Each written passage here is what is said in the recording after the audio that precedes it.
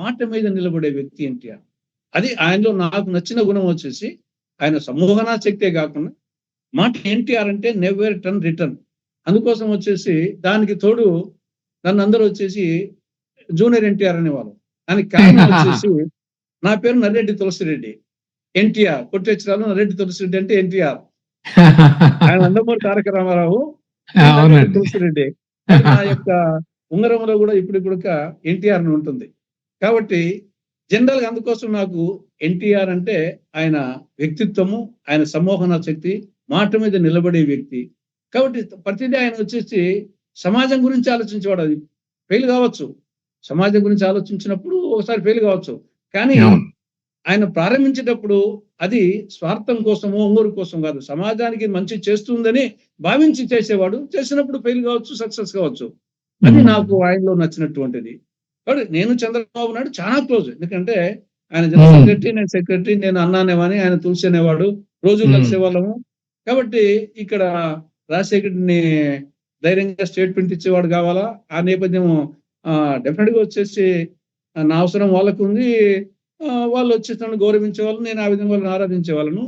కాబట్టి కాకపోతే ఏమంటే మళ్ళా తర్వాత ఎందుకు చంద్రబాబు నాయుడికి నాకు దూరం వచ్చిందంటే అది మళ్ళా 95 ఈవెంట్ లో ఆయనకు చంద్రబాబు లక్ష్మీపార్తి వలన ఎన్టీఆర్ కు చంద్రబాబుకు స్ప్లిట్ వచ్చినప్పుడు నేను ఇన్ ప్రిన్సిపల్ వచ్చేసి ఆ పార్టీ వ్యవస్థాపక అధ్యక్షుడు అని ఆ యొక్క తర్వాత రాజ్యసభ నాకు రాజ్యసభ మెంబర్ ఇచ్చేదానికి ఇద్దరు కారకులే, ఎన్టీ రామారావు, చంద్రబాబు ఇద్దరు కారకులే. నేను జిల్లా పరిషత్ చైర్మన్ దానికి ఇద్దరు కారకులే. తెలుగు రాజకీయాల్లో విలక్షణ రాజకీయవేత్త డాక్టర్ నర్రెడ్డి తులసిరెడ్డి గారు.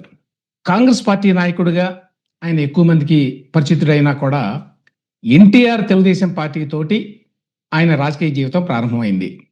టీడీపీ తరఫున కడప జిల్లా పరిషత్ చైర్మన్గా, ఆ తర్వాత రాజ్యసభ సభ్యుడిగా కూడా చేశారు. టీడీపీలో అంతర్గత చీలిక తర్వాత ఆయన కాంగ్రెస్ పార్టీలో చేరారు. 20 సూత్రాల పథకం కమిటీ చైర్మన్గా ఉన్నారు. తులసిరెడ్డి గారు అనగానే ధాటిగా, సూటిగా, అచ్చ తెలుగులో, రాయలసీమ నుడికారంతో అనేక అంశాల మీద ధారాళంగా మాట్లాడే రాజకీయ నాయకుడు గుర్తుకొస్తారు మనందరికీ. రాష్ట్ర విభజన సమయంలో, ఆ తర్వాత అమరావతి విషయంలో, అలాగే జగన్మోహన్ రెడ్డి గారి పాలన గాడి తప్పినప్పుడు డాక్టర్ తులసిరెడ్డి గారు తన అభిప్రాయాలని నిర్మహమాటంగా రాజకీయ ప్రయోజనాలు చూసుకోకుండా మాట్లాడారు. అయినా తెలుగు రాజకీయాల్లో, ఆ తర్వాత ఆంధ్ర రాజకీయాల్లో డాక్టర్ తులసిరెడ్డి గారికి దక్కవలసినటువంటి స్థానం దక్కలేదు అని చెప్పి అనిపిస్తుంది. ఎందువల్ల ఆయన పవర్ పాలిటిక్స్ లో వెనకబడ్డారు? 4 దశాబ్దాల ఆయన రాజకీయ జీవితంలో ముఖ్యమైనటువంటి జ్ఞాపకాలు ఏంటి? డాక్టర్ తులసిరెడ్డి గారి మాటల్లోనే తెలుసుకుందాం. సార్ తులసిరెడ్డి గారు నమస్కారం అండి. నమస్తే రమేష్ గారు. మీరు మెడికల్ డాక్టర్ కదా? అవును. మెడికల్ డాక్టర్ అయ్యిండు రాజకీయాలకు ఎందుకు వచ్చారు ఒకటి. రెండవది, రాయలసీమ నుండి ఎందుకని చాలా మంది రాజకీయ నాయకులు డాక్టర్ చదివారు, తర్వాత రాజకీయాలకు వచ్చారు? ఒకటి, మీ రెండో ప్రశ్నకు ముందు సమాధానం చెప్తాను. జనరల్ గా రాయలసీమ ప్రాంతంలో, ఎస్పెషల్లీ కడప జిల్లాలో నేచురల్ గా ఈ యొక్క రిగ్గింగ్లు ఎక్కువ ఉంటాయి. కొన్ని బూత్ వచ్చేసి ప్రతి రాజకీయ నాయకుడికి బ్యాక్గ్రౌండ్ వచ్చేసి ఒక 2, 3, 4, 5, 10 బూతులు రిగ్గింగ్. అంటే అక్కడ ఒక 5,000 ఉంటే 10,000 స్టాంపింగ్ చేసుకుంటే మిగతా వచ్చేసి ఆడ 10, ఆడ 20 ఓట్లు తగ్గినా ఓడినా పెద్ద డిఫరెన్స్ ఏం రాదు. ఈ యొక్క రిగ్గింగ్ ఓటుతో గెలిచే సంస్కృతి కడప జిల్లాలో ఎక్కువ. ఇది యూజువల్ గా వచ్చేసి కొన్ని కుటుంబాలు మోనోపలిగా వస్తూ ఉంటాయి. వాళ్ళ తండ్రులు, వాళ్ళ కొడుకులు, తర్వాత ఆ భూస్వామి కుటుంబాలు టైప్ లో. అటువంటి వాళ్ళను ఛేదించాలంటే ప్రారంభంలో కొంత అడ్వకేట్స్ కి అవకాశం ఉండేది. అది కూడా ప్రైవేట్ మెడికల్ ప్రాక్టీషనర్స్ గా ఉండి సక్సెస్ అయిన డాక్టర్స్, గవర్నమెంట్ డాక్టర్స్ కాకుండా ప్రైవేట్ మెడికల్ ప్రాక్టీషనర్స్ గా ఉండి సక్సెస్ అయిన వాళ్ళు, దాంట్లో మళ్ళీ ఫెయిల్ అయిపోయిన వాళ్ళు కాదు. అంటే యూజువల్ గా ఇప్పుడు నేనున్నాను వేంపల్లిలో, నేను వచ్చేసి డాక్టర్ గా 70 ఏళ్ళు పెట్టాను. నేను ఒక రోలింగ్ ప్రాక్టీస్ గా ఈ చుట్టుపక్కల వచ్చేసి దాదాపు ఒక 40-50 విలేజెస్ లో డాక్టర్ గా నన్ను వచ్చేసి అభిమానించే వాళ్ళు, నా పేషెంట్ వాళ్ళు ఉంటారు. కాబట్టి ఇది మోనోపలి ఉండే రాజకీయ నాయకులను ఎదుర్కొనే శక్తి డాక్టర్స్ కు ఈ విధంగా ఒక సక్సెస్ఫుల్ డాక్టర్ గా వచ్చినప్పుడు అవకాశం ఉన్నప్పుడు నేచురల్ గా వాళ్ళు ప్రత్యర్థులుగా పార్టీలు కూడా ఆ పలుకుబడిన వాళ్ళు ఎంచుకున్నప్పుడు గెలిచే అవకాశాలు ఉంటాయి. ఆ ప్రకారంగా రాజశేఖర రెడ్డి సక్సెస్ఫుల్ డాక్టర్. వాళ్ళ కుటుంబ పరంగా వచ్చేసి డబ్బులుండే కుటుంబం ఉండొచ్చు, కానీ జమ్మలమడుగులో వచ్చేసి హాస్పిటల్లో కొన్నాళ్ళు క్యాంపెల్ హాస్పిటల్లో పనిచేసి తర్వాత పులివెందుల్లో ఒక వాళ్ళే ప్రైవేట్ హాస్పిటల్ కట్టి ఎవరీ ఫ్రైడే వచ్చేసి ఫ్రీ ట్రీట్మెంట్ ఇస్తూ ఆ విధంగా వాళ్ళ పొలిటికల్ ఎంట్రీకి ఆ హాస్పిటల్ ను రాజశేఖర రెడ్డి డాక్టర్ ను ఉపయోగించుకొని పైకి వచ్చారు. పులివెందుల మీకు ఎంత దూరం అండి? పులివెందుల మాకు 30 కిలోమీటర్స్, సేమ్ కాన్స్టిట్యున్సీ. ఇది చివరిలో ఉంది, నియోజకవర్గంలో చివరిలో ఉంది వేంపల్లి. ఆల్మోస్ట్ ఈక్వల్ ఓట్స్ ఉంటాయి, ఒక 5,000 ఓట్లు పులివెందులు ఎక్కువ ఉంటాయి. ఆల్మోస్ట్ రెండు, అది మున్సిపల్ నగరపాలిక అయినప్పటికీ ఇది మేజర్ పంచాయతీ. అట్లే Mysura Reddy, MV Mysura Reddy successful doctor గా, డిఎల్ రవీంద్రారెడ్డి సక్సెస్ఫుల్ డాక్టర్ గా, ఎంవి రమణారెడ్డి సక్సెస్ఫుల్ డాక్టర్ గా, నేను సక్సెస్ఫుల్ అంటే సక్సెస్ఫుల్ డాక్టర్స్ ప్రైవేట్ ప్రాక్టీస్ లో ఉండే వాళ్ళు అంతవరకు ఉండే మోనోపల్లి ఉండే స్టాల్ బార్స్ ను ఢీకొట్టాలంటే ఈ పలుకుబడి ఉపయోగపడి ఆ విధంగా డాక్టర్స్ ఎక్కువ వచ్చే అవకాశం వచ్చిందని నా అభిప్రాయం. ఓకే, సో మీరు రాజకీయాలకు ఎట్లా వచ్చారు? యాక్చువల్ గా మా కుటుంబం రాజకీయ కుటుంబం నేపథ్యం కాదు, నా విద్యార్థి దశ రాజకీయ నేపథ్యము కాదు. తర్వాత నేను 77 మార్చి 2న నేను ఎంబీబీఎస్ అయిపోతాను. ఆ రోజు నా నేపథ్యం వచ్చేసి నేను నో డౌరీ, అదే యాక్సిడెంటల్ మ్యారేజ్, అది వచ్చేసి లవ్ మ్యారేజ్ కాదు, తర్వాత అరేంజ్డ్ మ్యారేజ్ కాదు, ఒక మాట కోసం, ఇచ్చిన మాట కోసం వచ్చేసి మ్యారేజ్ చేసుకొని ఇమీడియట్ గా, అప్పుడు న్యాచురల్ గా మా పెద్దవాళ్ళకు ఇష్టం లేకుండా చేసుకోవాల్సి వచ్చింది కాబట్టి ఇమీడియట్ గా నా భార్య బిడ్డలను పోషించుకునే దానికోసం నేను ఇమీడియట్ గా సంపాదించాలా రోజుకు డబ్బులు వాళ్ళ కుటుంబకు. ఆ విధంగా వచ్చేసి నేను ప్రైవేట్ ప్రాక్టీస్, లేదంటే నేను పీజీ, నేను మెరిటోరియస్ స్టూడెంట్. నాది స్కూల్ డేస్ నుండి నాది school first, district first, state 4th SSLCలో. తర్వాత ఎంబీబీఎస్ నాది merit Tirupati SV medical college. MBBS ఎక్కడ చదివారు? Tirupati SV medical college Tirupati.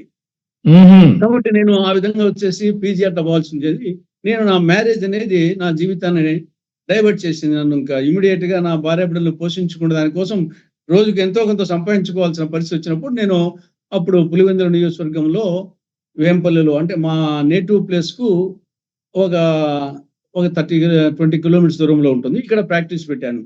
ఆ విధంగా వచ్చేసి ప్రాక్టీస్ పెట్టిన తర్వాత న్యాచురల్ గా సక్సెస్ఫుల్ డాక్టర్ గా ఒక చుట్టుపక్కల పల్లెల్లో, అప్పుడు ఇంకా మాండలిక సిస్టమ్ రాలేదు కాబట్టి చుట్టూ ఒక 40-50 గ్రామాల్లో ఒక మంచి డాక్టర్ గా గుర్తింపు వచ్చింది. ₹2 డాక్టర్ గా. అప్పుడు వచ్చేసి ₹2 తీసుకునేవాని. అది కూడా కొందరు ఇచ్చేవాళ్ళు కాదు, కొందరు అప్పు పెట్టిపోయేవాళ్ళు, కొందరు ఛార్జీలు కూడా తీసుకుని పోవాలి నా దగ్గరనే. కొందరు ₹2 ఇస్తే ₹2, అది లేకుంటే అప్పు పెట్టేవాళ్ళు. ఒకసారి మందులకు డబ్బులు అయిపోయి అప్పుడు ₹10 వచ్చేవాళ్ళు. బస్ ఎక్కి డాక్టర్ కు, ప్రిస్క్రిప్షన్ కు, మందులకు మళ్ళీ ఛార్జీలు కలిసి ₹10 అంతా అయిపోయి రోజు. అదే కొందరికి చాలక అప్పు తీసుకుని సార్ మళ్ళీ వచ్చినప్పుడు ఇస్తామని చెప్పి తీసుకునే వాళ్ళు కూడా ఉండేవాళ్ళు. ఆ విధంగా ఒక మంచి డాక్టర్ గా పేరు పొందిన నేపథ్యంలో అప్పుడు న్యాచురల్ గా వచ్చేసి ఇంకా ఈనాడు పేపరు ఫ్రమ్ ద బిగినింగ్ మొదటి కూడా ఈనాడు పేపర్ చూసేవాని, మిగతా పేపర్లే కాకుండా. కొంత ఆ తెలుగుదేశం పార్టీ ఆవిర్భావం నేపథ్యము ఎన్టీఆర్ ప్రస్థానం అయిన వచ్చినప్పుడు చదువుతా ఉండేవాని. దానికి తోడు నేను డాక్టర్ గా ఉన్నప్పుడు 9 గంటలకు అప్పుడు రూరల్ ప్రాక్టీస్ చేసి 9 గంటల తర్వాత అప్పుడెవరు వస్తారు, అంతవరకు బాగా వస్తుంటారు. కానీ 10-11 వరకు వస్తూ ఉంటారు కాబట్టి 9 నుండి 11 మధ్య పేషెంట్స్ తక్కువగా వస్తారు, కానీ టైం ఏమో ఉండాలా. అందుకోసము క్యారమ్ బోర్డు ఆడే అలవాటు నేర్చుకున్నాను. నా ఫ్రెండ్స్ వచ్చేసి ప్రసాద్, ప్రతాప్, కొందరు వచ్చేసి 4-5 ఫ్రెండ్స్ వచ్చేసి క్యారమ్ బోర్డు అని వచ్చేవాళ్ళు. ఆ విధంగా ఆ క్యారమ్ బోర్డు ఆడికి వచ్చే ఫ్రెండ్స్ లో అప్పట్లో మామూలుగా ఏదైనా డిస్కషన్ వచ్చేది సినిమాల గురించే. ఎన్టీఆర్ అభిమానులు, ఏఎన్ఆర్ అభిమానులు, శోభన్ బాబు, కృష్ణ, ఈ 4 జనరల్ ఏదైనా టాపిక్స్ వస్తే ఆ రోజుల్లో అంటే 40-50 సంవత్సరాల కిందట ఏదైనా టాపిక్ వచ్చే సినిమాల గురించి మాట్లాడుకునే వాళ్ళం. వీళ్ళల్లో వచ్చిన వాళ్ళు కొంత ఎన్టీఆర్ అభిమానులు, కొందరు ఏఎన్ఆర్ అభిమానులు మెయిన్ గా ఉండేవాళ్ళు, ఎక్కువ ఎన్టీఆర్ అభిమానులు ఉండేవాళ్ళు. ఆ చర్చలు అవి వచ్చేటి. ఈ లోపల తెలుగుదేశం పార్టీ ఆవిర్భావం 82 మార్చి 29న జరిగింది. ఈ నేపథ్యంలో ప్రసాద్ అనే అతను ఎన్టీఆర్ అభిమాన సంఘము అతను, ఆయన ఒక ఆఫీస్ ఓపెన్ చేయాలని చెప్పేసి వేంపల్లిలో ఎన్టీఆర్ అభిమాన సంఘం ఆఫీస్ ఓపెన్ చేస్తాని కోసం చిన్న రూమ్ తీసుకొని ఆ రిబ్బన్ కటింగ్ నన్ను పిలిచాడు. క్యారమ్ బోర్డుకి వచ్చే ఫ్రెండ్స్ కదా.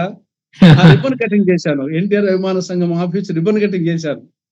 దాంతో కొంచెం తెలుగుదేశం పార్టీ ముద్ర పన్నది. అయినప్పటికీ నేను నా డాక్టర్ పని చేసుకుంటున్నాను. ఈ నేపథ్యంలో 82 చివరిలో 83/5 ఎన్నికలు జరిగినాయి. 82 చివరిలో ఎన్టీ రామారావు ఏమో కోస్తాంధ్ర తెలంగాణ ఆయన పర్యటన చేస్తున్నాడు. నాదెండ్ల భాస్కరరావు గారు రాయలసీమ ప్రాంతంకి వచ్చారు. అప్పుడు రామారావు, నాదెండ్ల భాస్కరరావు ఆల్మోస్ట్ ఇద్దరు పుడియడం అనే టైపులో ఉండేవాళ్ళు తెలుగుదేశం పార్టీకి. వలపట దాపట అని.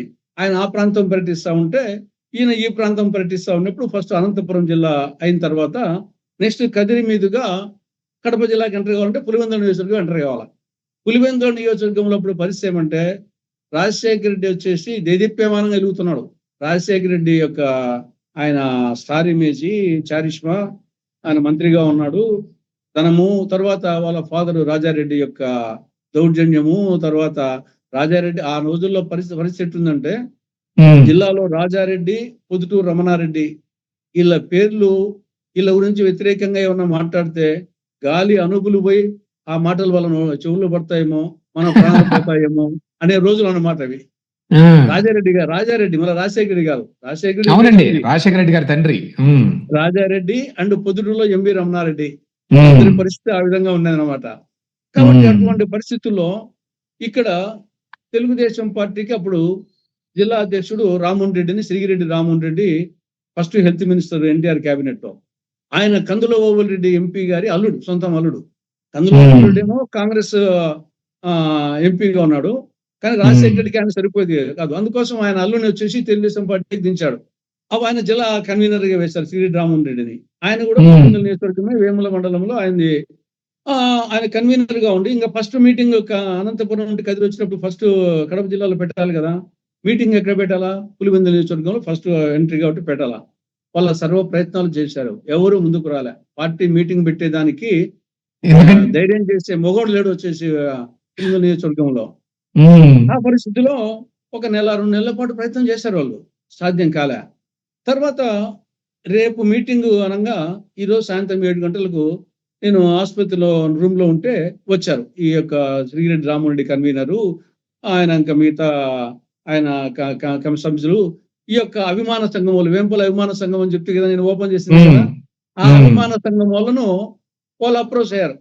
ఏమన్నా చూపండి, మరి ఏమన్నా పులివెందులో పెట్టలేకున్నారు, కనీసం వేంపలన్న పెట్టడానికి ప్రయత్నం చేయండి ఏమన్నా అని చెప్పి అడిగితే వాళ్ళు సర్వ ప్రయత్నాలు చేసి అప్పుడు ఉండే రాజకీయ నాయకులు, ప్రస్తుతం సతీష్ రెడ్డి ఉన్నాడు కదా, ఆ సతీష్ రెడ్డి వాళ్ళ అబ్బా నాగిరెడ్డి అని అతను అప్పుడు వేంపల్లిలో పెద్ద పలుకుబడి లీడరు, పులివెందుల్లో డిఎన్ రెడ్డి ఆయన ఒకప్పుడు ఎంపీ అయినాడు. పులివెందుల్లో ఆయన పెద్ద లీడరు, వేంపల్లిలో నాగిరెడ్డి పెద్ద లీడరు. వీళ్ళని అప్రోచ్ అయినా కానీ ఎవరు ధైర్యం చేయలేదు. సరే వాళ్ళు ఏదో అనుకోకుండా ఏదో మా సార్ ఉన్నాడు చదువుతూ ఉండండి అని చెప్పేసి నా దగ్గర పిలుచుకొచ్చారు. ఇది సాయంత్రం అక్కడ మాట్లాడడానికి మీటింగ్ పెట్టించేదానికి ఏమన్నా ముందుకు వస్తానేమోనని, మీటింగ్ పెట్టించేదానికి నాదెండ్ల భాస్కరరావు మీటింగ్ పెట్టించేదానికి రాజకీయంగా అందరికీ ప్రయత్నం చేశారు, ఎవరు ముందుకు రాలే, ధైర్యం చేయలేదు. ఈ ఎందుకో వాళ్ళకి ఐడియా వచ్చేసి సరే మా దగ్గర మా సార్ ఉన్నాడు తులసిరెడ్డి సార్ డాక్టర్, ఆయన దగ్గరికి పోదామని చెప్పేసి పిలుచుకొని వచ్చాడు. అంతవరకు నేను రామ్మోహన్ రెడ్డిని మగం కూడా చూడలే. వాళ్ళు వచ్చారు, వచ్చేసి ఏమంటే ఈ విధంగా రేపు నాదెండ్ల భాస్కరరావు వస్తున్నాడు, ఎవరు మీటింగ్ పెట్టించడానికి ఎవరికి ముందుకు రాలేదు, అవమానం ఉంటుందేమో మీటింగ్ పెట్టలేకపోతే, కొంచెం ఏమైనా మీరేమైనా హెల్ప్ చేస్తారేమో మీటింగ్ పెట్టేదానికి అని చెప్పేసి అడిగారు. నేను జనరల్ గా వచ్చేసి నిరంకుశత్వాన్ని నియంతృత్వాన్ని చిన్నప్పటి నుండి కొంత, మా ఊరు వచ్చేసి కొంత కమ్యూనిస్ట్ బ్యాక్గ్రౌండ్ ఊరు, మా సొంతూరు గడ్డమారుపల్లె, కమ్యూనిస్ట్ బ్యాక్గ్రౌండ్. నర్రెడ్డి శివరామరెడ్డి అని ఫస్ట్ 52లో కమలాపురం ఎమ్మెల్యే మా బంధువు, మా ఇంటి దగ్గరే. ఆ అభావాల నుండి ఈ నియంతృత్వ పోకడను ఇదేం మరి మీటింగ్ పెట్టలేకపోయేది ఏమిటని చెప్పేసి నేను పెట్టిస్తామని చెప్పాను. అదేం నేను వాళ్ళతో షరతులు కానీ గిరితులు కానీ ఏమి మాట్లాడకుండా ఏం మీటింగ్ పెట్టుకోలేకున్నారా, నేను పెట్టిస్తామని చెప్పిన. వాళ్ళు వెళ్ళిపోయినారు. ఇంకా వచ్చేసి ఎన్టీఆర్ అభిమాన సంఘం వాళ్ళు ఉన్నారు కదా, యూత్ అంతా బ్రహ్మాండంగా ఉంది, కానీ పిలికి గంట కట్టే వాళ్ళాడంతే. యూత్ బ్రహ్మాండంగా ఉంది, ఎన్టీఆర్ ప్రపంచం అమోఘంగా వీస్తుంది, కానీ దయచేసి వాళ్ళు లేరు. సరే వాళ్ళు వెళ్ళిపోయినారు. మిగతా యూత్ అంతా ఇంకా రేపు ఉదయం 10 గంటలకు నాదెండ్ల భాస్కరరావు వీళ్ళందరూ వస్తారు అని ఇంకా అప్పటికప్పుడు రాత్రి వచ్చేసి ఏమేం చేస్తామని చెప్పేసి మాట్లాడుకొని, ఎక్కడ మీటింగ్ అని మాట్లాడుకొని ఎంత డబ్బు అవుతుందంటే ఒక 300 రూపాయలు ఇవ్వండి సార్ అన్నారు. 300. నన్ను అడిగిన వాళ్ళు వచ్చేసి యూత్ అంతా ఒక 300 అడిగారు. 300 ఇచ్చాను. రాత్రి మొత్తం ఒక కలం శుభ్రం చేసి స్టేజి గీసి ఉన్నంతలో కట్టి బ్యాండ్ పిలిచి తప్పెట్లు పిలిచి మార్నింగ్ అందరం 10 గంటలకల్లా వేంపల్లి నుండి పులిందల రూట్లోకి పోయి ఒక దాదాపు 1 కిలోమీటర్ దూరం పోయి ఆడ ఒక చెట్టు ఉంటే రచ్చమండ కాడ ఆడ రిసీవ్ చేసుకున్నాం. అక్కడ నుండి ఇంకా అనంతపురం వాళ్ళు, నాదెళ్ల వాసరావు బ్యాచ్, ఇంకా బ్యాచ్ దాదాపు 20-30 వెహికల్స్ ఆ నుండి ఇంక నడుచుకుంటూ వస్తే అప్పుడు నాదెళ్ల వాసరావు ఆయన ఒక అంటు మామిడి నీలం మామిడి పండు ఉన్నట్టుంటాడు కదా మామూలుగానే. ఆయన ఆ వయసులో చెప్పేదానికి లేదు. మొత్తం వచ్చేసి ఆ నుండి నడుచుకుంటూ వస్తే వేంపల్లిలో అంటే పులిందల నియోజకవర్గంలో వేంపల్లిలో తెలుగుదేశం పార్టీ మీటింగ్ అంటే ఒక కార్గిల్ వార్ ఏమైతుందో అని ప్రజలు వచ్చేసి ఉత్సుకతతో మీటింగ్ చూడాలని అప్పుడు బాంబుల సంస్కృతి, బాంబులు పడతాయని చెప్పేసి ఒక కాలు వెనక్కి ఒక కాలు ముందుకు తండోపతండాలుగా కనీసం ఒక 1000 మంది చెప్పులు తెగిపోయింటాయి నడుచుకుంటూ వచ్చామని అంత చేసి ఆఖరికి వచ్చేసి మీటింగ్ పెట్టాము. ఆ మీటింగ్ నా అధ్యక్షత జరిగింది. నన్ను తెలుగుదేశం పార్టీ నేను యాక్చువల్గా మీటింగ్ కోసం నేను పెట్టించే దానికోసం రంగప్రవేశం చేశాను. కానీ ఆటోమేటిక్ గా తెలుగుదేశం పార్టీ లీడర్ గా మీటింగ్ అయిపోయినాక ప్రొజెక్ట్ చేశారు. యాక్చువల్ గా అప్పుడు నాకు పులింద్ర టికెట్ నేను అడిగింటే నాకు ఇచ్చేవాళ్ళు. నాకు ఉద్దేశం లేదు. నేను ఆ మీటింగ్ పెట్టించాను, మళ్ళీ మామూలుగా ఉండిపోయాను. అది ఆ విధంగా రాజకీయ రంగ ప్రవేశము తెలుగుదేశం పార్టీకి యాదృచ్ఛికంగా, అదేమి పొలిటికల్ ఎంట్రీగా కాదు, యాదృచ్ఛికంగా జరిగింది. ఓకే. సో సరే, మీటింగ్ అరేంజ్ చేశారు, కానీ యాక్చువల్ గా టీడీపీ యాక్టివిటీస్ లో పాల్గొనడం ఎప్పటి నుంచి మొదలు పెట్టారు? ఓకే, ఇది నేను చెప్తే కదా 82 చివరిలో అక్టోబర్ నవంబర్ మాసం జరిగింది. నెక్స్ట్ జనవరి 83 జనవరి 5న ఎన్నికలు జరిగినాయి. జనవరి 9న మంత్రివర్గ ప్రమాణ స్వీకారం. Rammohan Reddy cabinet minister. అంత అనుకోకుండా వచ్చేసి, అంటే నన్ను రాజకీయంగా దింపింది రామ్మోహన్ రెడ్డి కదా, నన్ను సికింద్రాబాద్ జిల్లా కన్వీనరు. ఆయన కడప నుండి కంటెస్ట్ చేశాడు, ఆయన ఎమ్మెల్యే అయినాడు. ఇమీడియట్ గా వచ్చేసి ఆయన కేబినెట్ లోకి తీసుకున్నాడు. కేబినెట్ లోకి అప్పుడు ఎంటైర్ రాయలసీమ నుండి only 1 cabinet minister Rammohan Reddy. Rayalaseema అంటే అప్పుడు 15 మందో 16 మందో ఉండేవారు అంతే కదా. Entire Rayalaseema only cabinet. తర్వాత అనంతపురం నుండి ఒక ముస్లిం వచ్చేసి స్టేట్ మినిస్టర్. ఇంకా కర్నూలు, చిత్తూరు నుండి మినిస్టర్ లేదనమాట. అంటే అంత powerful medical health and portfolio. ఇది అయిపోయిన తర్వాత ఆయన ఇంకా నాకు దించినాను కాబట్టి ఇమీడియట్ గా అంతవరకు కన్వీనర్స్ మాత్రమే వేశారు, జిల్లాకు కమిటీలు వేయలే. ఇమీడియట్ గా అధికారం కోసమే ఇంకా రెగ్యులర్ కమిటీస్ వేయాలని చెప్పేసి హరితవర్గం ఆదేశిస్తే అప్పుడు రామ్మోహన్ రెడ్డి నన్ను జిల్లా అధ్యక్షుడిగా ఉండమని చెప్పాడు. కడప జిల్లా అధ్యక్షుడిగా ఉండంటే లేదు నేను డాక్టర్గా వేంపల్లె కడపకు 44 కిలోమీటర్స్ నేను ప్రాక్టీస్ దెబ్బతింటుంది, నేను అందులో వేంపల్లె ఉంటాను కాబట్టి నేను కడప టౌన్ లో ఉండవాలని పెడితే బాగుంటుంది చెప్తే అప్పుడు హబీబుల్లా అని ఒక ముస్లిం ఆయన వచ్చేసి మాజీ అధ్యక్షునిగా పెట్టి నన్ను వచ్చేసి నువ్వు కొంచెం బాగా మాట్లాడతావు, నువ్వు కనీసం జిల్లా వైస్ ప్రెసిడెంట్ గా ఉండని చెప్పేసి నువ్వు వైస్ ప్రెసిడెంట్ గా పెట్టి ప్లస్ పులివెందుల అప్పటికి ఇంకా మండల సిస్టమ్ ఏర్పడలే, పులివెందుల అసెంబ్లీ కన్వీనర్ గా ప్లస్ కడప జిల్లా వైస్ ప్రెసిడెంట్ గా ఈ 2 బాధ్యతలు నిర్వర్తిస్తా ఉన్నాను. అప్పటికి కూడా నాకు రామారావుని వచ్చేసి నేను ఆయన ఆదర్శాలు ఆశయాలు వాటి ఉన్నా కానీ నాకు పెద్ద పరిచయం రామారావుతో అప్పటికి కూడా లేదు. నాగేంద్ర భాస్కరరావుతోనే యాక్చువల్ గా ఆయన ఇంటికి వచ్చాడు కాబట్టి ఇంట్లో భోజనం చేశాడు, మీటింగ్ పెట్టామంతా ఆయనతోనే, రామ్మోహన్ రెడ్డి భాస్కరరావే. సరే నేను మంత్రి అయిన తర్వాత ఒకసారి రామ్మోహన్ రెడ్డి పిలిచాడు, రాకూడదా ఒకసారి హైదరాబాద్ కు, పెద్ద ఆయన్ను రామారావును భాస్కరరావును కలుసు, నువ్వు ఇంత కష్టపడి నువ్వు రాకుండా అనామకం ఉంటే ఎట్లా ఇక్కడనే ఉంటే అంటే సరే అని చెప్పేసి ఎన్నికలు అయిపోయిన మంత్రుల తర్వాత ఒక 10-15 రోజులకు నేను ఒక 4-5 మంది ఫ్రెండ్స్ కలిసి హైదరాబాద్కు పోయాం. అప్పుడు రామ్మోహన్ రెడ్డి ఇంటికి పోతే రామ్మోహన్ రెడ్డి వచ్చేసి నాదెండ్ల భాస్కరరావు ఇంటికి పిలుచుకొని పోయినాడు. ముందు నాదెండ్ల భాస్కరరావు గారు, తులసిరెడ్డి నువ్వు టికెట్ వస్తా అనుకుంటే పులిందల టికెట్కు నీకు ఏమనుకుంటేవి, నువ్వు రాకపోతే ఎదుల బాలుడికి ఇచ్చివంటే నాకు లేదులేనా ఉద్దేశం లేదు అని చెప్పాను. తర్వాత పెద్ద ఆయన కలిసావన్నాడు, లేదు నంగా కలిసలేదంటే అప్పుడు ఇమీడియట్ గా నాదెండ్ల భాస్కరరావు వచ్చేసి రామారావు గారి పేషికి ఫోన్ చేసి ఇలా కడప జిల్లా పులిందల డాక్టర్ తులసిరెడ్డి వస్తారు పెద్ద కల్పించని చెప్పేసి నాదెండ్ల భాస్కరరావు ఫైనాన్స్ మినిస్టర్ గా పేషికి ఫోన్ చేసి నన్ను ఆయన కారులో వచ్చేసి సెక్రటరీకి పంపించారు. అప్పుడు మొదట్లో ఎన్టీ రామారావు గారి ఆ సెక్రటరీకి పోయాను. పోయేటప్పుడు అదంతా చూస్తే ఒక మయసభితని అనిపించింది నాకు. సెక్రటరియట్ లో కారిడార్స్ అవన్నీ చూసి నేను ఎప్పుడు సెక్రటరియట్కి పోయింది లేదు, నేను వచ్చేసి అంతవరకు సెక్రటరియట్ ముఖమే చూసింది లేదు. ఆహా. ఆ విధంగా వచ్చేసి ఆ అయిపోయిన తర్వాత నన్ను సంస్థాగతంగా పులివెందుల అసెంబ్లీ నియోజకవర్గ కన్వీనర్ ప్లస్ కడప జిల్లా ఉపాధ్యక్షుడు రెండింటిగా నేను బాధ్యతలు చేస్తా వచ్చాను.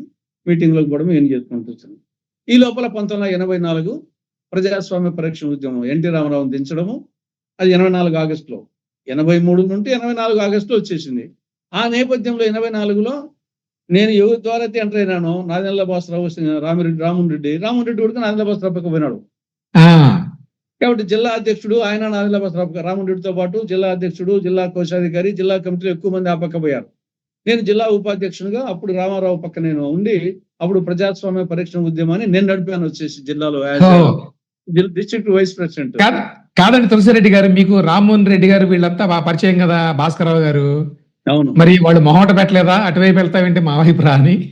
అంటే నేను ఇన్ ప్రిన్సిపల్ పార్టీ వ్యవస్థాపక అధ్యక్షుడు ఎన్టీ రామారావు. ఎన్టీ రామారావు తర్వాతనే వీళ్ళందరూ. ఎన్టీ రామారావు గారు సూర్యుడైతే సూర్యుని చుట్టూ తిరిగే నవగ్రహాలు లాంటి వాళ్ళు. కాబట్టి ఆ సూర్యుడు లేకుంటే ఏముంటుంది అనేది. తర్వాత ఇన్ ప్రిన్సిపల్ వచ్చేసి నేను రాజకీయాలకు ప్రవేశించినప్పుడే నేను ఎందుకు ప్రవేశించానంటే ఎన్టీ రామారావు గారు రాజకీయాల్లోకి డబ్బు కోసం అయితే రావాల్సిన అవసరం లేదు, పదవుల కోసం అయితే, పేరు కోసం అయితే రావాల్సిన అవసరం లేదు. అప్పటికి ఆయన సినిమాలు వచ్చేసి కొండబిట్టి సింహము, బొబ్బిలి పులి, ఇవన్నీ సర్దార్ పాపరాయుడు బాక్స్ ఆఫీసు బదులు కొట్టే రోజులు. కాబట్టి డబ్బు కోసం అయితే ఎన్టీ రామారావు రాజకీయాలకు రావాల్సిన అవసరం లేదు. కాబట్టి డబ్బు కోసం కాదు, పేరు ప్రఖ్యాతుల కోసం అంటామా? ఆయన అప్పటికే ఒక శ్రీరాముడుగా, ఒక శ్రీకృష్ణుడుగా, ఒక వెంకటేశ్వరునిగా ప్రజల హృదయాల్లో ఉన్నాడు. అంతకంటే పేరే ఉంటుంది. కానీ ఆయన మరి ఎందుకు వచ్చాడు? ఇన్నాళ్ళు తను ఆదరించిన ఈ ప్రజలకు అంతో ఇంతో మేలు చేయాలనే ఉద్దేశంతో రాజకీయ రంగ ప్రవేశం చేశాడు అని నేను మనసా వాచ కర్మన భావించాను. దానికోసము నేను వచ్చేసి ఆయన చేసే ఆ యత్నములో ఉడతా భక్తిగా మనం కూడా చేద్దామనే యాంగిల్లో నేను రాజకీయ రంగ ప్రవేశము, ఇది నాదెండ్ల భాస్కరరావు యాదృచ్ఛికంగా జరిగినప్పటికీ ఎన్టీ రామారావు మీద ఉన్నటువంటి అభిప్రాయం నాకు అది. కాబట్టి అటువంటి ఎన్టీ రామారావును దించడము అనేది నేను అది రామన్ రెడ్డి, నాదెండ్ల భాస్కరరావు కాదు, నా పెళ్ళాము మా నాన్న వ్యతిరేకించినా కానీ నేను అంగీకరించే మనస్తత్వం కాదనమాట. కాబట్టి అందుకోసం వచ్చేసి నేను స్ట్రాంగ్ గా నిలబడినాను. ప్రజాస్వామ్య మళ్ళా నెలకు వచ్చేసి ఆయన అయ్యాడు. అయిన తర్వాత మళ్ళా పార్లమెంట్ ఎన్నికలు రావడము, ఆ పార్లమెంట్ ఎన్నికల్లో మళ్ళా విస్తృతంగా పర్యటించడము. అప్పుడు Kadapa MP Telugu Desam party MP గెలిచాడు డిఎన్ రెడ్డి 84లో. అప్పుడు తెలుగుదేశం తరఫున డాక్టర్ డిఎన్ రెడ్డి, దేవిరెడ్డి నరసింహారెడ్డి అని డిఎన్ రెడ్డి ఆయన గెలిచాడు అనమాట. ఆయన మంచి పలుపడి కుటుంబం, పులివెందుల నియోజకవర్గం అయింది. అంతకుముందు మాజీ జడ్పీ చైర్మన్. ఆయనే కానీ 83లో కంటెస్ట్ చేసింటే రాజశేఖర రెడ్డి అవుట్. 83లో నేనంటే అప్పటికి చిన్నోనే, నేను వచ్చేసి డాక్టర్గా ఉండొచ్చు కానీ రాజకీయంగా ఏం లేదు. కానీ డిఎన్ రెడ్డి అప్పటికే మాజీ జిల్లా పరిషత్ చైర్మన్, చాలా పవర్ఫుల్ లీడరు. అదే వేంపల్లిలో సతీష్ రెడ్డి వాళ్ళ అబ్బా, మేము అబ్బా అంటాం, నాగిరెడ్డి, ఆయన పవర్ఫుల్ లీడరు. వాళ్ళ ఇద్దరిలో ఎవరు కంటెస్ట్ చేసిందే గానీ రాజశేఖర రెడ్డి గెలిచేవాడు కాదు. అప్పుడు చాలా 13,000 చిల్లరతోనే గెలిచింది. ఎద్దుల బాలరెడ్డి అని ఆయనకు ఈ ప్రాంతానికి తెలియని వ్యక్తికి ఎవరు టికెట్ అడగకుంటే ఆయనకి ఇచ్చారు. రాజశేఖర రెడ్డికి లైఫ్ వచ్చింది, 1983లో లైఫ్ వచ్చింది. ఆ రోజు డిఎన్ రెడ్డి ఫ్యామిలీ గానీ నాగిరెడ్డి గానీ కంటెస్ట్ చేసింటే రాజశేఖర రెడ్డి 83లోనే అవుట్. ఆ ప్రపంచం ఎన్టీఆర్ ప్రపంచం అలాంటిది. కాబట్టి ఒక్కసారి కొన్ని లైఫ్లు వస్తాయి. ఆ విధంగా ఒక లైఫ్ 83లో రాజశేఖర రెడ్డికి ఒక లైఫ్ వచ్చింది. తర్వాత 96లో ఒక లైఫ్ రాజశేఖర రెడ్డికి పార్లమెంట్ కంటెస్ట్ చేసినప్పుడు కేవలం 5,436 ఓట్ల తేడాతో పార్లమెంట్. అప్పుడు అందరూ ఏమనుకుంటారంటే అది ఉమేష్ చంద్ర వలన రాజశేఖర రెడ్డి నేరోలో బయటపడిన అని అంటుంటారు కొంతమంది, అంటుంటారు. కానీ నా అభిప్రాయం వచ్చేసి రివర్స్. ఉమేష్ చంద్ర కాకుండా ఏఎస్పీనే కానీ రాజశేఖర రెడ్డి ఓడిపోయింది కూడా ఆ టైంలో. కారణం ఏమంటే నేను చెప్తే కదా, కడప జిల్లాలో రిగ్గింగ్ సంస్కృతి ఉంది. ప్రతి నియోజకవర్గంలో ప్రతి నాయకునికి కొన్ని రిగ్గింగ్లు ఉంటాయి. అవి ఛాన్స్ వచ్చినప్పుడు రిగ్ చేసుకుంటాడు, ఛాన్స్ రానప్పుడు ఉంటాడు. ఇప్పుడు ఈ యొక్క ఉమేష్ చంద్ర పీరియడ్ ఏమైందంటే ఆయన మొత్తం వచ్చేసి నాటు తుపాకులు ఇవన్నీ సంస్కృతి ఉండేది. ఆ నాటు తుపాకులు ఇన్ని చేసేసి బాగా రౌడీజాన్ని పూర్తిగా కంట్రోల్ చేసేసాడు. ఈ నేపథ్యంలో 96 ఎన్నికలప్పటికీ జిల్లాలో పరిస్థితి ఏమంటే రాజశేఖర రెడ్డి అంతవరకు అప్రతికమైన లీడరు. కానీ 94 ఎన్నికల్లో మైసూరారెడ్డి, కందుల శివానందరెడ్డి, మదనమోహన్ రెడ్డి, రాజగోపాల్ రెడ్డి కాంగ్రెస్ క్యాండిడేట్స్ ను ఓడించే దానికోసం ఈయన ప్రయత్నం చేశాడు. ఈయన కాంగ్రెస్ లీడర్ గా ఉంటూ కాంగ్రెస్ క్యాండిడేట్ తన అపోనెంట్స్ కాంగ్రెస్ లో ఉండే అపోనెంట్స్ మైసూరారెడ్డి కమలాపురము, కందుల శివానందరెడ్డి కడప, లక్కిడిపల్లి రాజగోపాల్ రెడ్డి, తర్వాత వచ్చేసి రాజంపేట మదనమోహన్ రెడ్డి కాంగ్రెస్ క్యాండిడేట్స్ ను ఓడించడానికి ప్రయత్నం చేసి ఓడించాడు. దాంతో ఏమైందంటే కాంగ్రెస్ క్యాడర్ లో, కాంగ్రెస్ యూత్ లో రాజశేఖర రెడ్డి కూడా ఒకసారి ఓటమి చూపిస్తే గానీ బాగుంటుందనే అభిప్రాయము యూత్ లో ఏర్పడింది. కాంగ్రెస్ యూత్ లో అంతవరకు రాజశేఖర రెడ్డి అంటే అతను ఏం చేసినా చేసేవాళ్ళు. 96 ఇది 94లో జరిగింది. 96 ఎన్నికల కల్లా కాంగ్రెస్ యూత్ వచ్చేసి రాజశేఖర రెడ్డి కూడా ఒకసారి ఓటమి చూపించాలా అనేది యూత్ ఏర్పడింది. ఈ నాయకులందరూ మైసూరారెడ్డి, రాజగోపాల్ వీళ్ళందరూ కూడా వాళ్ళు ఫేమస్ లీడర్సే. వాళ్ళు సర్వశక్తులు రాజశేఖర రెడ్డి ఓడించడానికి వాళ్ళు సహకరించారు, కాంగ్రెస్ లో ఉంటూ తెలుగుదేశానికి. అందువలన అనేక నియోజకవర్గాల్లో కాంగ్రెస్ కు ఏజెంట్లు లేరు. ఎస్పెషల్లీ కడప అటువంటి చోట అయితే Sivananda Reddy, Rajamohan Reddy first time contest చేస్తున్నాడు. రాజమోహన్ రెడ్డి యంగా రావడంతో అతని హవా వీస్తా ఉంది. కడప నియోజకవర్గంలో, కడప టౌన్ లో కాంగ్రెస్ కు ఏజెంట్లు లేరు. ఉమేష్ చంద్ర కాకుండా ఏ ఎస్పీ ఉన్నా గానీ ఒక కడప టౌన్ లోనే 40-50 బూతులు రిగ్గింగ్ అయ్యేటి. తెలుగుదేశం తరఫున 40-50 బూతులు కడప టౌన్ లో రిగ్గింగ్ అయ్యేటి. ఏజెంటే లేరు. ఒక పులివెందుల నియోజకవర్గంలో మళ్ళా వేంపల్లెం ఆదిస్తాడు. నేను సతీష్ రెడ్డి పులివెందులకు దీటుగా మేము రిగ్ చేయగలం కావాలనుకుంటే. పులివెందులు ఆయన రిగ్ చేసుకుంటే మేము వేంపల్లి రిగ్ చేసే శక్తి ఉంది నాకు, సతీష్ రెడ్డికి కాంబినేషన్ లో. కాకపోతే పులివెందులో కొంచెం అవతల లింగాల మండలంలో ఆయనకు వెయిట్ ఎక్కువ ఉంది. బట్ పులివెందుల నియోజకవర్గం వరకు ఉమేష్ చంద్ర కాకుండా ఉంటే రాజశేఖర రెడ్డి కొంత ఎక్కువ ఇచ్చేది. మిగతా 6 నియోజకవర్గాలు టీడీపీ వచ్చేసి వీర విహారం చేసేది ఉమేష్ చంద్ర కాకుండా ఉంటే. ఉమేష్ చంద్ర వలన ఎక్కడా రిగ్గింగ్లు జరగలే. కాంగ్రెస్ రిగ్గింగ్లు జరగల, టీడీపీ రిగ్గింగ్లు జరగల. పర్యవసానంగా ప్రజాస్వామ్యబద్ధంగా ఎన్నికలు జరిగి రాజశేఖర రెడ్డి 5,400 చిల్లరతో బయటపడినాడు. అప్పుడు కన్నా ఉమేష్ చంద్ర కాకుండా వేరే ఏ ఎస్పీనే కానీ టీడీపీ వచ్చేసి కనీసం 1,00,000 ఓట్ల మేరతో గెలిచిండేది. ఇది చాలా మంది వచ్చేసి ఇది దూరం ఉండే వాళ్ళకి తెలియదు కదా. ఉమేష్ చంద్ర వలన వచ్చేసి రాజశేఖర రెడ్డి అంటే ఆయన ఆ ఇమేజ్ ఉంది కాబట్టి రాజశేఖర రెడ్డికి ఆ సమయంలో మాత్రమే ఆ ప్రతికూలం వచ్చింది. మళ్ళీ తర్వాత ఎప్పుడు లేదు, ముందు లేదు, తర్వాత లేదు. ఆడికి సంశపోయింది రాజశేఖర రెడ్డి కూడా ఈయన కూడా గుణపాఠం నేర్పామని చెప్పేసి. ఇది ఒక ఈవెంట్. ఇక నేను 84లో పార్లమెంట్ ఎన్నికలకు తెలుగుదేశం ప్రచారం చేశాను. తెలుగుదేశం అభ్యర్థి గెలిచాడు. మళ్ళీ 85 ఇమీడియట్ గా అసెంబ్లీ ఎన్నికలు వచ్చాయి. నేను 85 కూడా నేను టికెట్ ఎప్పుడు నేను ఆశించలేదు. ఎందుకంటే నా దగ్గర డబ్బు లేదు కాబట్టి నేను ఆ టికెట్ అనే యాంగిల్ ఎప్పుడు ఆశించలే. 85కి వచ్చేసి పులివెందుల కాన్స్టిట్యున్సీకి అప్పుడు డిఎన్ రెడ్డి ఆల్రెడీ ఎంపీగా ఉన్నాడు కదా, పులివెందుల నుండి తెలుగుదేశం ఎంపీగా ఉన్నాడు.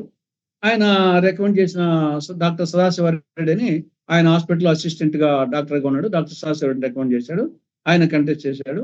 సరే, ఆ ఎన్నికల్లో 85 ఎన్నికల్లో అటు కమలాపురం, నేను ప్రధానంగా నాకు పులివెందుల కమలాపురం, పులివెందులు వచ్చేసి రాజశేఖరది, కమలాపురం మైసూరారెడ్డి ఈ రెండు వచ్చేసి రాష్ట్రంలో కాంగ్రెస్ కు స్ట్రాంగ్ హోల్డ్స్ నియోజకవర్గాలు చెప్పాలంటే మైసూరారెడ్డిది అండ్ రాజశేఖర రెడ్డిది.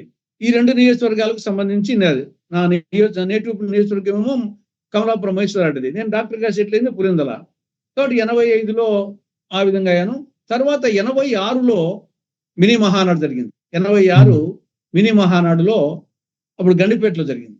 నేను అప్పటికి సంస్థాగతంగా కడప జిల్లా సెక్రటరీగా ఉన్నాను. కడప జిల్లా జనరల్ సెక్రటరీగా ఉన్నాను. మినీ మహానాడు జరిగినప్పుడు గండిపేటలో అప్పటికి దగ్గుబాటి వెంకటేశ్వరరావు గారికి, చంద్రబాబు నాయుడు గారికి డిఫరెన్సెస్ తారాస్థాయిలో ఉన్నాయి. రామారావు దగ్గర ఎవరికి ఎక్కువ అనే యాంగిల్లో. అప్పుడు ఆ మహానాడులో రాష్ట్ర కమిటీ ఏర్పాటు చేసుకున్న దానికోసం ఇద్దరిని కూర్చోమని కమిటీ ఏర్పాటు చేయమంటే కుదరకపోయి వెంకటేశ్వరరావు గారు అలిగి వెళ్ళిపోయినాడు. వెళ్ళిపోతే అప్పుడు రామారావు గారు చంద్రబాబు నాయుడు గారిని పిలిచి నువ్వు స్టేట్ కమిటీని ఏర్పాటు చేసి నాకు లిస్ట్ ఇవ్వమంటే అప్పటికప్పుడు నేను యాక్చువల్గా మహానాడు కదా, మినీ మహానాడు కాబట్టి నేను వీరప్రాంపల్లి మండలం, మా సొంత మండలము కమలాపురం కాన్స్టిట్యూన్సీలో ఒక బస్సు వేసుకొని బస్సులో వచ్చేసి ఒక 40-50 మందిని తీసుకొని పోయి వాళ్ళకు ఆహారము ఇవి చూసుకుంటూ ఉన్నాను, బయట ఉన్నాను. ఈ లోపల అనౌన్స్ చేశారు తులసిరెడ్డి అని చెప్పేసి, నరెడ్డి తులసిరెడ్డి అనౌన్స్ చేస్తే ఎవరో వచ్చేసి పిలుస్తున్నారంటే పరిగెత్తుకుంటూ పోతే అప్పుడు కమిటీని అనౌన్స్ చేస్తున్నారు. ఆ కమిటీ రాష్ట్ర కమిటీ, ఇది 86లో రాష్ట్ర కమిటీ ఎంత చిన్నదంటే కేవలం 15 మందే. ఇప్పుడు 252 మంది కదా. అవును. అప్పుడు 15 మంది. ఎన్టీ రామారావు గారు అధ్యక్షులు, రాష్ట్ర అధ్యక్షులు, వెంకటరెడ్డి గారని మెదక్ జిల్లా ఉపాధ్యక్షులు, చంద్రబాబు నాయుడు గారు జనరల్ సెక్రటరీ. కాబట్టి ఒక ఏరియా వైజ్ గా చూశారు. ఒకరు కోస్తా, ఒకరు తెలంగాణ, ఒకరు రాయలసీమ. క్యాస్ట్ పరంగా ఒక కమ్మ, ఒక రెడ్డి, ఒక కమ్మ. మిగతా ముగ్గురు సెక్రటరీస్, సెక్రటరీస్ ఒక్కో ప్రాంతం నుండి ఒకరిని. కోస్తా నుండి శ్రీకాకుళం నుండి అరవల మోహన్ రావు అని చెప్పేసి క్యాస్టే అరవల, శ్రీకాకుళం ఆయన కోస్తా నుండి ఆయన. తెలంగాణ నుండి మహబూబ్ నగర్ నుండి రుమాండ రామచంద్రయ్య, ఆయన బీసీ వీవర్ కమ్యూనిటీ. నన్ను రాయలసీమ నుండి రెడ్డి కమ్యూనిటీ, నన్ను తులసిరెడ్డి. ముగ్గురం సెక్రటరీస్. కాబట్టి అది చంద్రబాబు నాయుడు యొక్క లిస్ట్ అన్నమాట. అది నేను ఎందుకు వచ్చాను, నేను నాకు తెలియదు నేను ఎందుకు వచ్చానంటే రీజన్ వైజ్ గా చూశారు. రీజన్ లో రాయలసీమలో ఒక రెడ్డి కావాలి, చంద్రబాబు నాయుడు కమ్మగా ఉన్నాడు కాబట్టి ఒక రెడ్డి కావాలి సెక్రటరీ అన్న. రెడ్డి అయినప్పుడు యూజువల్ గా రాజ్ సెక్రటరీని దృష్టిలో పెట్టుకుంటే అప్పుడు నేను కడప జిల్లాలో కానీ రాష్ట్రంలో కానీ రాజశేఖర రెడ్డిని వాళ్ళ ఫ్యామిలీని నా విమర్శించిన వాడు లేడు ఇంతవరకు. అప్పుడు అందరూ కాబట్టి రాజశేఖర్ని ఎదుర్కొనేవాడు కావాలా. వాళ్ళకి తెలుగుదేశం పార్టీకి ఎంత చేసినా వాళ్ళకి రాజశేఖరే కనపడుతుంటాడు. ఇప్పుడు రాజశేఖర రెడ్డిని ఎదుర్కొనేవాడు కావాలా, ఆ కమ్యూనిటీ వాడు కావాలా. కాబట్టి నేను పులివెందుల నియోజకవర్గము, రెడ్డి కమ్యూనిటీ, ఒక డాక్టరు, యంగ్స్టరు, ఈ 4 కలిసి వచ్చాయి. రాయలసీమ కోటా కింద నన్ను తీసుకున్నారు. తర్వాత కోశాధికారి గౌస్మోదిన్ అని నెల్లూరు జిల్లా.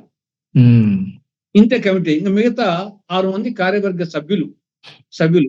అంటే అంత చిన్న కమిటీ అన్నమాట. ఆ చిన్న కమిటీలో మేము గండిపేట నుండి ఎవరీ ఒక సండే తప్పనిచ్చేసి ఎవరిడే మేము గండిపేటకు పోయే వాళ్ళము. ఒక వ్యాన్ వచ్చేది, ఆ వ్యాన్ లో సిబ్బంది మేము పోయే వాళ్ళము. ముగ్గురం సెక్రటరీస్ ఓల్డ్ ఎమ్మెల్యే క్వార్టర్స్ లో ఒక క్వార్టర్ మాకు ఇచ్చారు. ఆ క్వార్టర్ లో మేము ముగ్గురం సెక్రటరీస్, నేను అరవల మోహన్ రావు, రుమాల రామచంద్ర ఉండే వాళ్ళము. ఒక వెహికల్ వచ్చేది, సిబ్బంది అందు టైపిస్ట్ వాళ్ళు అందరం కలిసి పోయే వాళ్ళము. 10 గంటల గండిపేట, మళ్ళీ సాయంత్రము 5-6 వరకు ఉండేవాళ్ళము. చంద్రబాబు నాయుడు 11-12 ఆ ప్రాంతానికి ఆయన వచ్చేవాడు. ఎవరీ సండే తప్పనిచ్చేసి. కాబట్టి మొత్తం 1986-88 మధ్య మొత్తం ప్రభుత్వం అంతా గండిపేట నుండి నడిచింది. అవును. అంటే పార్టీ జనరల్ సెక్రటరీ ఆయన కాబట్టి పార్టీతో పాటు ఎన్టీ రామారావు గండిపేట పక్కన ఆశ్రమంలో ఆయన వచ్చేవాడు.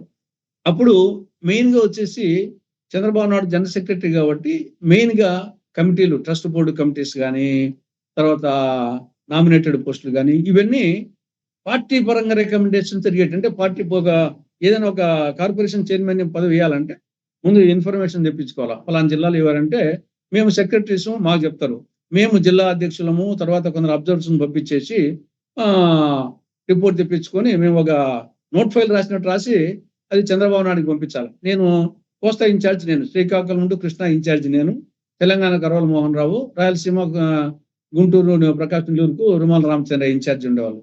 కాబట్టి మేము ప్రమాణ స్వీకారం చేసేటప్పుడే రామారావు గారు ఒక మాట చెప్పారు, మీరు సెక్రటరియట్కు అడుగు పెట్టకూడదు, మీరు సెక్రటరీస్ గా ఉన్నంత వరకు మీరు సెక్రటరియట్ లో అడుగు పెట్టకూడదు, మీరు పైరవీలు చేయకూడదు, ఏ మినిస్టర్ దగ్గరికి పోకూడదు, మీ ప్రాంతాల్లో కూడా మీరు మీ యొక్క సొంత జిల్లా, సొంత నియోజకవర్గాల్లో జోక్యం చేసుకోకూడదు. మీకు ఏదైతే నియమించామో అక్కడనే మీరు కళ్ళు చెవులు అన్నీ మీరు ఉండాలా. మీరు 2 ఏళ్ళు మీరు ఆ విధంగా పనిచేయండి. 2 ఏళ్ళ తర్వాత మీ భవిష్యత్తు నాకు వదిలిపెట్టండి. 2 ఏళ్ళు వచ్చేసి పార్టీకి కళ్ళు చెవులు అంతా మీరే, మీకు నియమించిన ప్రాంతాల్లో మీరు రాగద్వేషాలకు అతీతంగా మీరు ప్రవర్తించండి. 2 ఏళ్ళ తర్వాత మీ భవిష్యత్తు నాకు వదలండి అని రామారావు గారు చెప్పారు. అదే విధంగా మేము ఆ 2 ఏళ్ళు సెక్రటరియట్ లో అడుగు పెట్టలేదు. మొత్తము అక్కడ నుండే ఏ ఇన్ఫర్మేషన్, ఒక దేవస్థానం కమిటీ, అప్పుడు ఇదిరాజరావు గారు వచ్చేసి trust board endowments minister, board సభ్యులు వస్తే కన్నా ఆ నుండి లిస్టు మాకు పంపించేవాళ్ళు. మేము వాళ్ళు పార్టీ కార్యకర్తల కాదా, క్రియాశీల కార్యకర్తల కాదా అని వాళ్ళ ఇన్ఫర్మేషన్ అంతా రాసి మేము నోట్ ఫైల్ పంపించి చంద్రబాబు నాయుడు మళ్ళా పంపిస్తే ఆ విధంగా అంటే పార్టీ ప్రభుత్వముగా నడిచిన రోజులు మేము అడుగుతున్నది. కానీ మొత్తం ఆ విధంగా మంత్రులు కూడా మేము జిల్లాలకు పోతే మంత్రులు వచ్చి రిసీవ్ చేసుకునే వాళ్ళు. అంటే చంద్రబాబు నాయుడు అంటే అది వేరు, మమ్మల్ని కూడా అంటే అంత పార్టీ అంటే అంత పటిష్ట పవర్ఫుల్ అన్నమాట. రామారావు గారి అధ్యక్షుడు, చంద్రబాబు జనరల్ సెక్రటరీ. కాబట్టి ఆ విధంగా పార్టీ నడిచింది ఆ 86, 88 మధ్య. ఎన్టీ రామారావు గారు ఆయన మాట మీద చెప్పినట్టే 88 రెండేళ్ళు అయిపోగానే నన్ను రాజ్యసభ పంపించారు. తుమ్మల రామచంద్రయ్యను ఆప్కోప్ చైర్మన్ చేశారు. అరుళ మోహన్ ను సెంట్రల్ వేర్ హౌసింగ్ కార్పొరేషన్ చేశారు. అంటే మాట మీద నిలబడే వ్యక్తి ఎన్టీఆర్. అది ఆయనలో నాకు నచ్చిన గుణం వచ్చేసి ఆయన సమూహనా శక్తే కాకుండా మాట ఎన్టీఆర్ అంటే నెవర్ టర్న్ రిటర్న్. అందుకోసం వచ్చేసి దానికి తోడు నన్ను అందరూ వచ్చేసి జూనియర్ ఎన్టీఆర్ అనేవాళ్ళు. దానికి కారణం వచ్చేసి నా పేరు నర్రెడ్డి తులసిరెడ్డి. ఎన్టీఆర్ కొట్టేచ్చరాలు నర్రెడ్డి తులసిరెడ్డి అంటే ఎన్టీఆర్. ఆయన నందమూరి తారక రామారావు, తులసిరెడ్డి. నా యొక్క ఉంగరంలో కూడా ఇప్పుడు ఎన్టీఆర్ ఉంటుంది. కాబట్టి జనరల్ గా అందుకోసం నాకు ఎన్టీఆర్ అంటే ఆయన వ్యక్తిత్వము, ఆయన సమూహన శక్తి, మాట మీద నిలబడే వ్యక్తి. కాబట్టి ప్రతిదీ ఆయన వచ్చేసి సమాజం గురించి ఆలోచించేవాడు. అది ఫెయిల్ కావచ్చు, సమాజం గురించి ఆలోచించినప్పుడు ఒకసారి ఫెయిల్ కావచ్చు, కానీ ఆయన ప్రారంభించేటప్పుడు అది స్వార్థం కోసమో ఒంగోరు కోసం కాదు, సమాజానికి మంచి చేస్తుందని భావించి చేసేవాడు. చేసినప్పుడు ఫెయిల్ కావచ్చు, సక్సెస్ కావచ్చు. అది నాకు ఆయనలో నచ్చినటువంటిది. కాబట్టి నేను చంద్రబాబు నాయుడు చాలా క్లోజ్. ఎందుకంటే ఆయన జనరల్ సెక్రటరీ, నేను సెక్రటరీ, నేను అన్నానేవాని, ఆయన తులసి అనేవాడు, రోజు కలిసేవాళ్ళము. కాబట్టి ఇక్కడ రాజశేఖర్ని ధైర్యంగా స్టేట్మెంట్ ఇచ్చేవాడు కావాలా. ఆ నేపథ్యం డెఫినెట్ గా వచ్చేసి నా అవసరం వాళ్ళకు ఉంది. వాళ్ళు వచ్చేసి నన్ను గౌరవించేవాళ్ళు, నేను ఆ విధంగా వాళ్ళని ఆరాధించేవాళ్ళను. కాకపోతే ఏమంటే మళ్ళా తర్వాత ఎందుకు చంద్రబాబు నాయుడికి నాకు దూరం వచ్చిందంటే అది మళ్ళా 95 ఈవెంట్ లో ఆయనకు చంద్రబాబు లక్ష్మీపార్వతి వలన ఎన్టీఆర్ కు చంద్రబాబుకు స్ప్లిట్ వచ్చినప్పుడు నేను ఇన్ ప్రిన్సిపల్ వచ్చేసి ఆ పార్టీ వ్యవస్థాపక అధ్యక్షుడు అని ఆ యొక్క తర్వాత రాజ్యసభ నాకు రాజ్యసభ మెంబర్ ఇచ్చేదానికి ఇద్దరు కారకులే. ఎన్టీ రామారావు, చంద్రబాబు ఇద్దరు కారకులే. నేను జిల్లా పరిషత్ చైర్మన్ దానికి ఇద్దరు కారకులే. సార్ జడ్పీ చైర్మన్ ఎప్పుడయ్యారు మీరు? నేను రాజ్యసభ మెంబర్ గా 88 to 94 రాజ్యసభ మెంబర్. 88 లో చెప్తే కదా ఒక పైసా ఖర్చు లేకుండా నేను వచ్చేసి అప్పటికి నేను ఆర్టీసీ రీజన్ చైర్మన్ గా ఉన్నాను.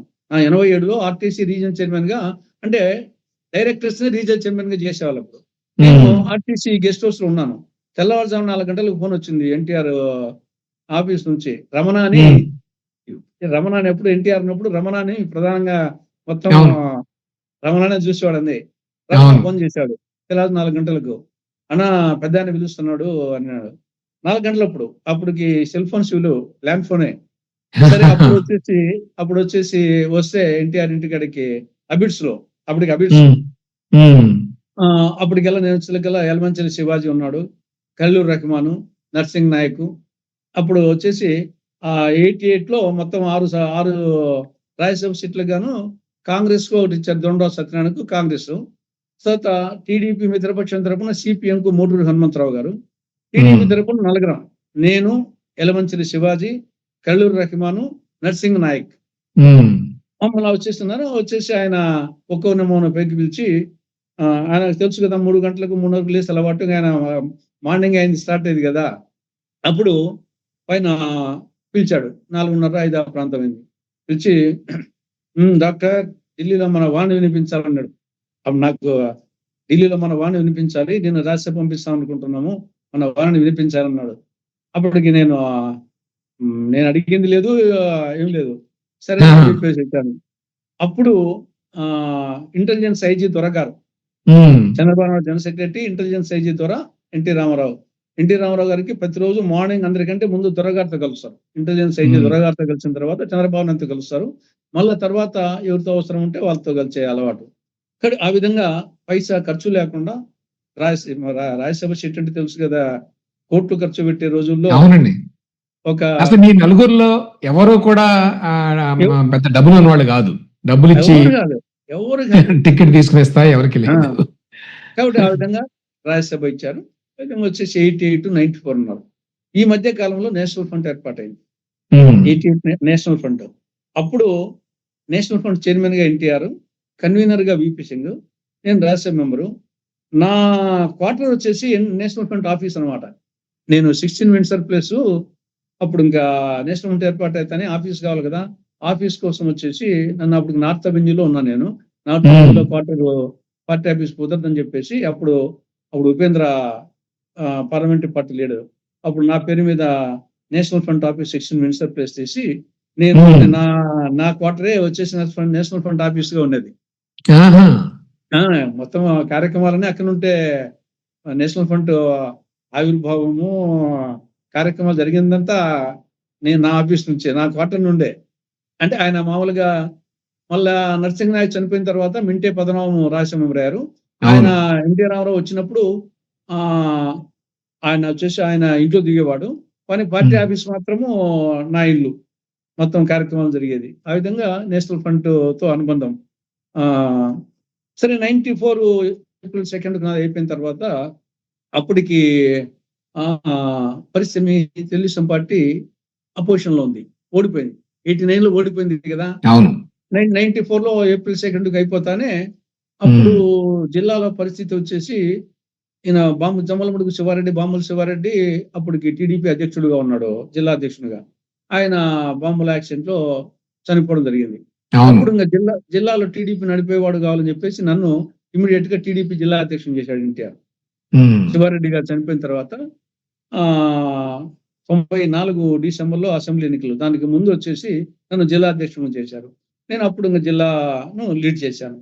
ఆ ఎన్నికలు అప్పుడే చెప్పాడని, నువ్వు ఎన్నికలు లీడ్ చేయి, నువ్వు నిలబడుతూ ఈ ఎన్నికల్లో నువ్వు వచ్చేసి జిల్లాను నడుపు, ఎన్నికలు అయిపోతానే లోకల్ బాడీస్ ఎన్నికలు వస్తాయి, నువ్వు జిల్లా పరిషత్ చైర్మన్ గా అని అసెంబ్లీ ఎన్నికలకు ముందే నన్ను జిల్లా పరిషత్ చైర్మన్ గా డిక్లేర్ చేశాడు ఆయన. అసెంబ్లీ ఎన్నికలు నువ్వు జిల్లాను అపోజిషన్ మనం ఎట్టి పరిస్థితుల్లో అధికారంలోకి రావాలా, కాబట్టి నువ్వు జిల్లా అంతా పర్యటించి మంచి క్యాండిడేట్ సెలెక్ట్ చేసి ప్రచారం చేసి పార్టీని గెలిపించి ప్రయత్నం చేయి, నువ్వు జిల్లా పరిషత్ చైర్మన్ అయినాక ఎన్నికలు అయిపోయినాక అవుతుందని చెప్పేసి అప్పుడే చెప్పాడు. అదే విధంగా ఆ ఎన్నికల్లో ఉధృతంగా ప్రచారం చేశాము. అప్పుడు 11 సీట్లకు గాను 7 తెలుగుదేశంకి వచ్చాయి. కడప జిల్లాలో జనరల్ గా రాజశేఖర రెడ్డి హవా ఉండేది కదా. 11కు 7 టీడీపీ వచ్చాయి, 4 కాంగ్రెస్కి వచ్చాయి. ఆ విధంగా 94 డిసెంబర్లో అయిపోతానే 95 మార్చిలో లోకల్ బాడీ ఎన్నికలైనాయి. అప్పుడు నన్ను జెడ్పీటీసీగా, అదే ఒకటి ఏమంటే ముందుగా చెప్పిన ప్రకారంగా మొత్తము అప్పుడు 50 జిల్లా మండలాలు 50 జెడ్పీటీసీలు మొత్తము ఆయన సంతకం పెట్టి పేర్లు రాయకుండా ఎంపీ ఇచ్చేశాడు. ఆయన సంతకం పెట్టి పేర్లు నువ్వే రాసుకో, నువ్వే గెలిపించుకో, నువ్వే చెప్పించాడు. అంటే అంత నమ్మకం నా మీద. పేర్లు రాయకుండా జనరల్ గా ప్రాంతీయ పార్టీల్లో అంత ఈజీగా ఇయ్యరు కదా జెడ్పీటీసీలో. ఎమ్మెల్యేలు ఉంటారు, ఎంపీలు ఉంటారు, వాళ్ళందరినీ కన్విన్స్ చేయాలా. కాబట్టి ఆయన ఎంటీ ఫారాలు 50 ఎంటీ ఫారాలు నాకు ఇచ్చి కింద ఆయన మాత్రం సంతకం పెట్టి నువ్వే పేర్లు రాసుకో అని చెప్పేసి ఇచ్చాడు. ఆ విధంగా నేనుండే వేంపల్లి వచ్చేసి లేడీస్కి పోయింది. నేను అప్పుడు జిల్లా అధ్యక్షుని, ఆ ఎన్నికలు జెడ్పీటీసీ ఎన్నికలప్పుడు నేనే నడిపాను. నేను అప్పుడు రాజంపేట నుండి కంటెస్ట్ చేసి యునానిమస్ గా పోటీ చేసిన. అప్పుడు పరిస్థితి ఏమంటే నన్ను ఓడించేదానికి within the party Badvel Veerareddy, ఆయన ఇక్కడ కాంగ్రెస్ రాజశేఖర రెడ్డి, వాళ్ళిద్దరు కుమ్మక్కే నన్ను ఓడించాలని వీరారెడ్డి అండ్ రాజశేఖర రెడ్డి కాంగ్రెస్ రాజారెడ్డిలో. అప్పుడు నా చాకచక్యంతో నేను రాజంపేట నుండి యునానిమస్ గా గెలిచాను. నన్ను ఓడించాలని ప్రయత్నాలు చేస్తే అక్కడ పోటీ పెట్టలేకపోయినా రాజంపేటలో. అంటే నేను ఎక్కడి నుండి పోటీ చేస్తానేది మిస్లీడ్ చేసి 5-6 చోట్ల నేను నామినేట్ చేశా. 5-6 చోట్ల నామినేట్ చేసి లాస్ట్ లో వచ్చేసి రాజంపేట నుండి వాళ్ళు పోటీ పెట్టలేకపోయినారు. ఆ విధంగా యునానిమస్ గా గెలిచాను. మళ్ళీ జిల్లా పరిషత్ చైర్మన్ గా వీరారెడ్డి గారు సర్వప్రయత్నాలు చేశారు, కానీ మళ్ళీ రామారావు గారు మాట ఇచ్చిన ప్రకారంగా ఎవరి మాట వినలేదు, ఆయన ఆల్రెడీ చెప్పానని చెప్పేసి జిల్లా పరిషత్ చైర్మన్ గా యునానిమస్ గా అయ్యాను. ఇది 95 మార్చి 20న నేను జిల్లా పరిషత్ చైర్మన్ గా అయ్యాను. మళ్ళీ మీకు తెలుసు ఆగస్టులో సంక్షోభం వచ్చింది. మార్చి 20న జిల్లా పరిషత్ చైర్మన్ అయ్యాను. 95 ఆగస్టులో సంక్షోభం, ఎన్టీ రామారావుకు చంద్రబాబు సంక్షోభం వచ్చింది. అదే గన ఆ సంక్షోభం రాకుండా పోయింటే 99కి నేను పులిందల టీడీపీ ఎమ్మెల్యే క్యాండిడేట్, నాకు రాజశేఖర రెడ్డికి పోటీ జరిగింది. హోరాహోరీగా జరిగింది, అట్లా ఇట్లా కాదు. ఎందుకంటే అప్పటికే పులిందల నియోజకవర్గంలో 95 నేను లోకల్ బాడీ ఎన్నికలప్పుడు పులిందల నియోజకవర్గంలో 4 కంటెస్ట్ చేసే 3 గెలిచాం టీడీపీ. వేముల చాలా మందికి తెలియదు, ఏదో వాళ్ళది కంచుకోట అనుకుంటారు.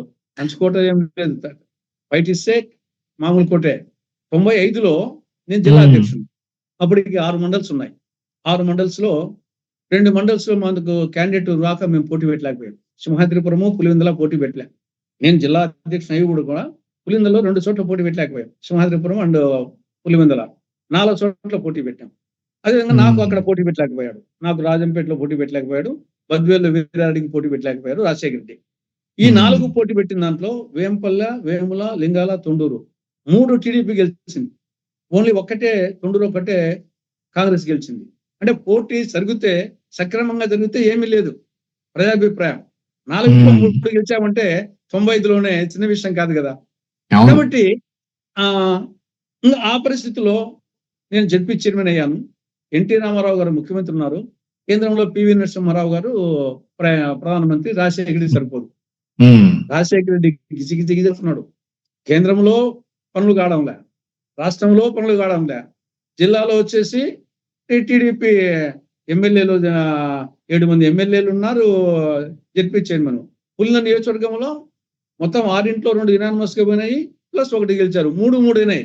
3 జెడ్పీటీసీలు, 3 జెడ్పీటీసీలు, 2 మండల పరిషత్తులు, వేంపల్లి అండ్ వేముల మండల పరిషత్తులు టీడీపీకి వచ్చినాయి. కాబట్టి నియోజకవర్గంలో తీవ్రమైన పోటీ ఉంది. జిల్లా పరిషత్తు నేనున్నాను, రామారావు ముఖ్యమంత్రి, పివి నరసింహారావు. కాబట్టి ఏమి టీడీపీ అప్రతిఘతంగా చచ్చిపోతుంది. అదే ట్రెండ్ కొనసాగింటే 99కి నేను 100% ఓడిస్తాను చెప్పలేను, కానీ నువ్వా నేనా అన్నట్టుగా నాకు రాజశేఖరికి పోటీ జరిగింది. ఇది 99 ఎమ్మెల్యే పులివెందులలో. కానీ 95 ఆగస్టులో సంక్షోభం రావడంతో ఒక్కసారి సీన్ మారిపోయింది. ఆ 95 నేపథ్యం ఏంటంటే నేను చెప్తే కదా, అప్పుడు చంద్రబాబు నాయుడు గారు వయసు రీత్యా నాకు చాలా క్లోజ్ అయినప్పటికీ నేను ఇన్ ప్రిన్సిపల్ రామారావు గారు, ఈయన పార్టీ వ్యవస్థాపక అధ్యక్షుడు, ఆయన స్థాపించినటువంటి ఆయన నిర్మించుకున్న ఇల్లులో మనం చేరినాం.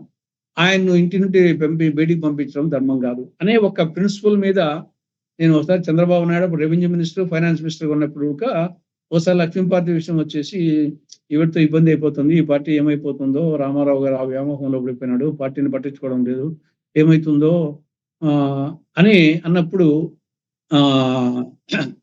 ఆ నేపథ్యం ఉన్నప్పుడు అది ఆయన చెప్పింది ఏమి కరెక్టే. కానీ పార్టీ వ్యవస్థాపక అధ్యక్షుడు ఆయన వచ్చేసి పార్టీ నుండి బయటికి పంపించడము అనేది కరెక్ట్ కాదనే నా అభిప్రాయం.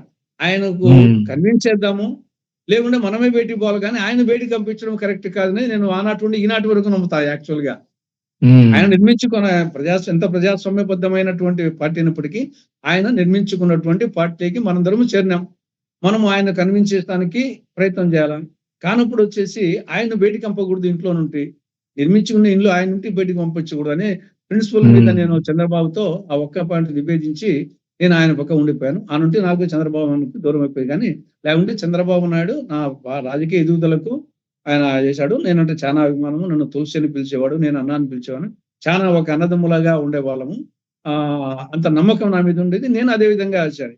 కానీ అదే వాళ్ళిద్దరి మధ్య ఎవరిని ఎంచుకోవాలన్నప్పుడు కృష్ణ తులాభారంలో మొగ్గు చూపినట్టు ఆ ఒక్క మొగ్గు చూపి నా పొలిటికల్ క్యారియర్ నేను ఈ రోజు గర్వపడతాను. వచ్చేసి నా పొలిటికల్ క్యారియర్ పార్టీ చీలకున్నా గానీ కథ వేరుగా ఉండేది.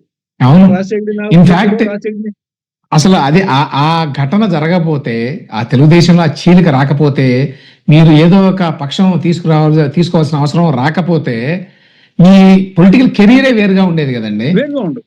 నేను ఆయనకు రాజశేఖర్ నాకు పోటీ ఉండేది. ఆయన ఓడిపోవచ్చు, నేను ఓడిపోవచ్చు. నేను ఓడిపోయినా కానీ అధికార పార్టీ వల్ల యాక్చువల్ గా ఆ రోజు రాజశేఖర్ని ఎదుర్కొనేవాడు కావాలా. ఈ రోజు జగన్మోహన్ రెడ్డి ఎదుర్కొనే, రాజమోహన్ రెడ్డిని ఎదుర్కొనేది చాలా హస్తిమశకాంతరం. ఆ రోజు పరిస్థితులు అట్టు ఉన్నాయి. ఆ రోజు రాజారెడ్డి పేరు చెప్తే రాజారెడ్డి భయము, రాజశేఖర రెడ్డి శారిష్మా, వివేకానంద రెడ్డి అందుబాటు, పులివెందులను ఆ విధంగా ఉన్నాయన్నమాట.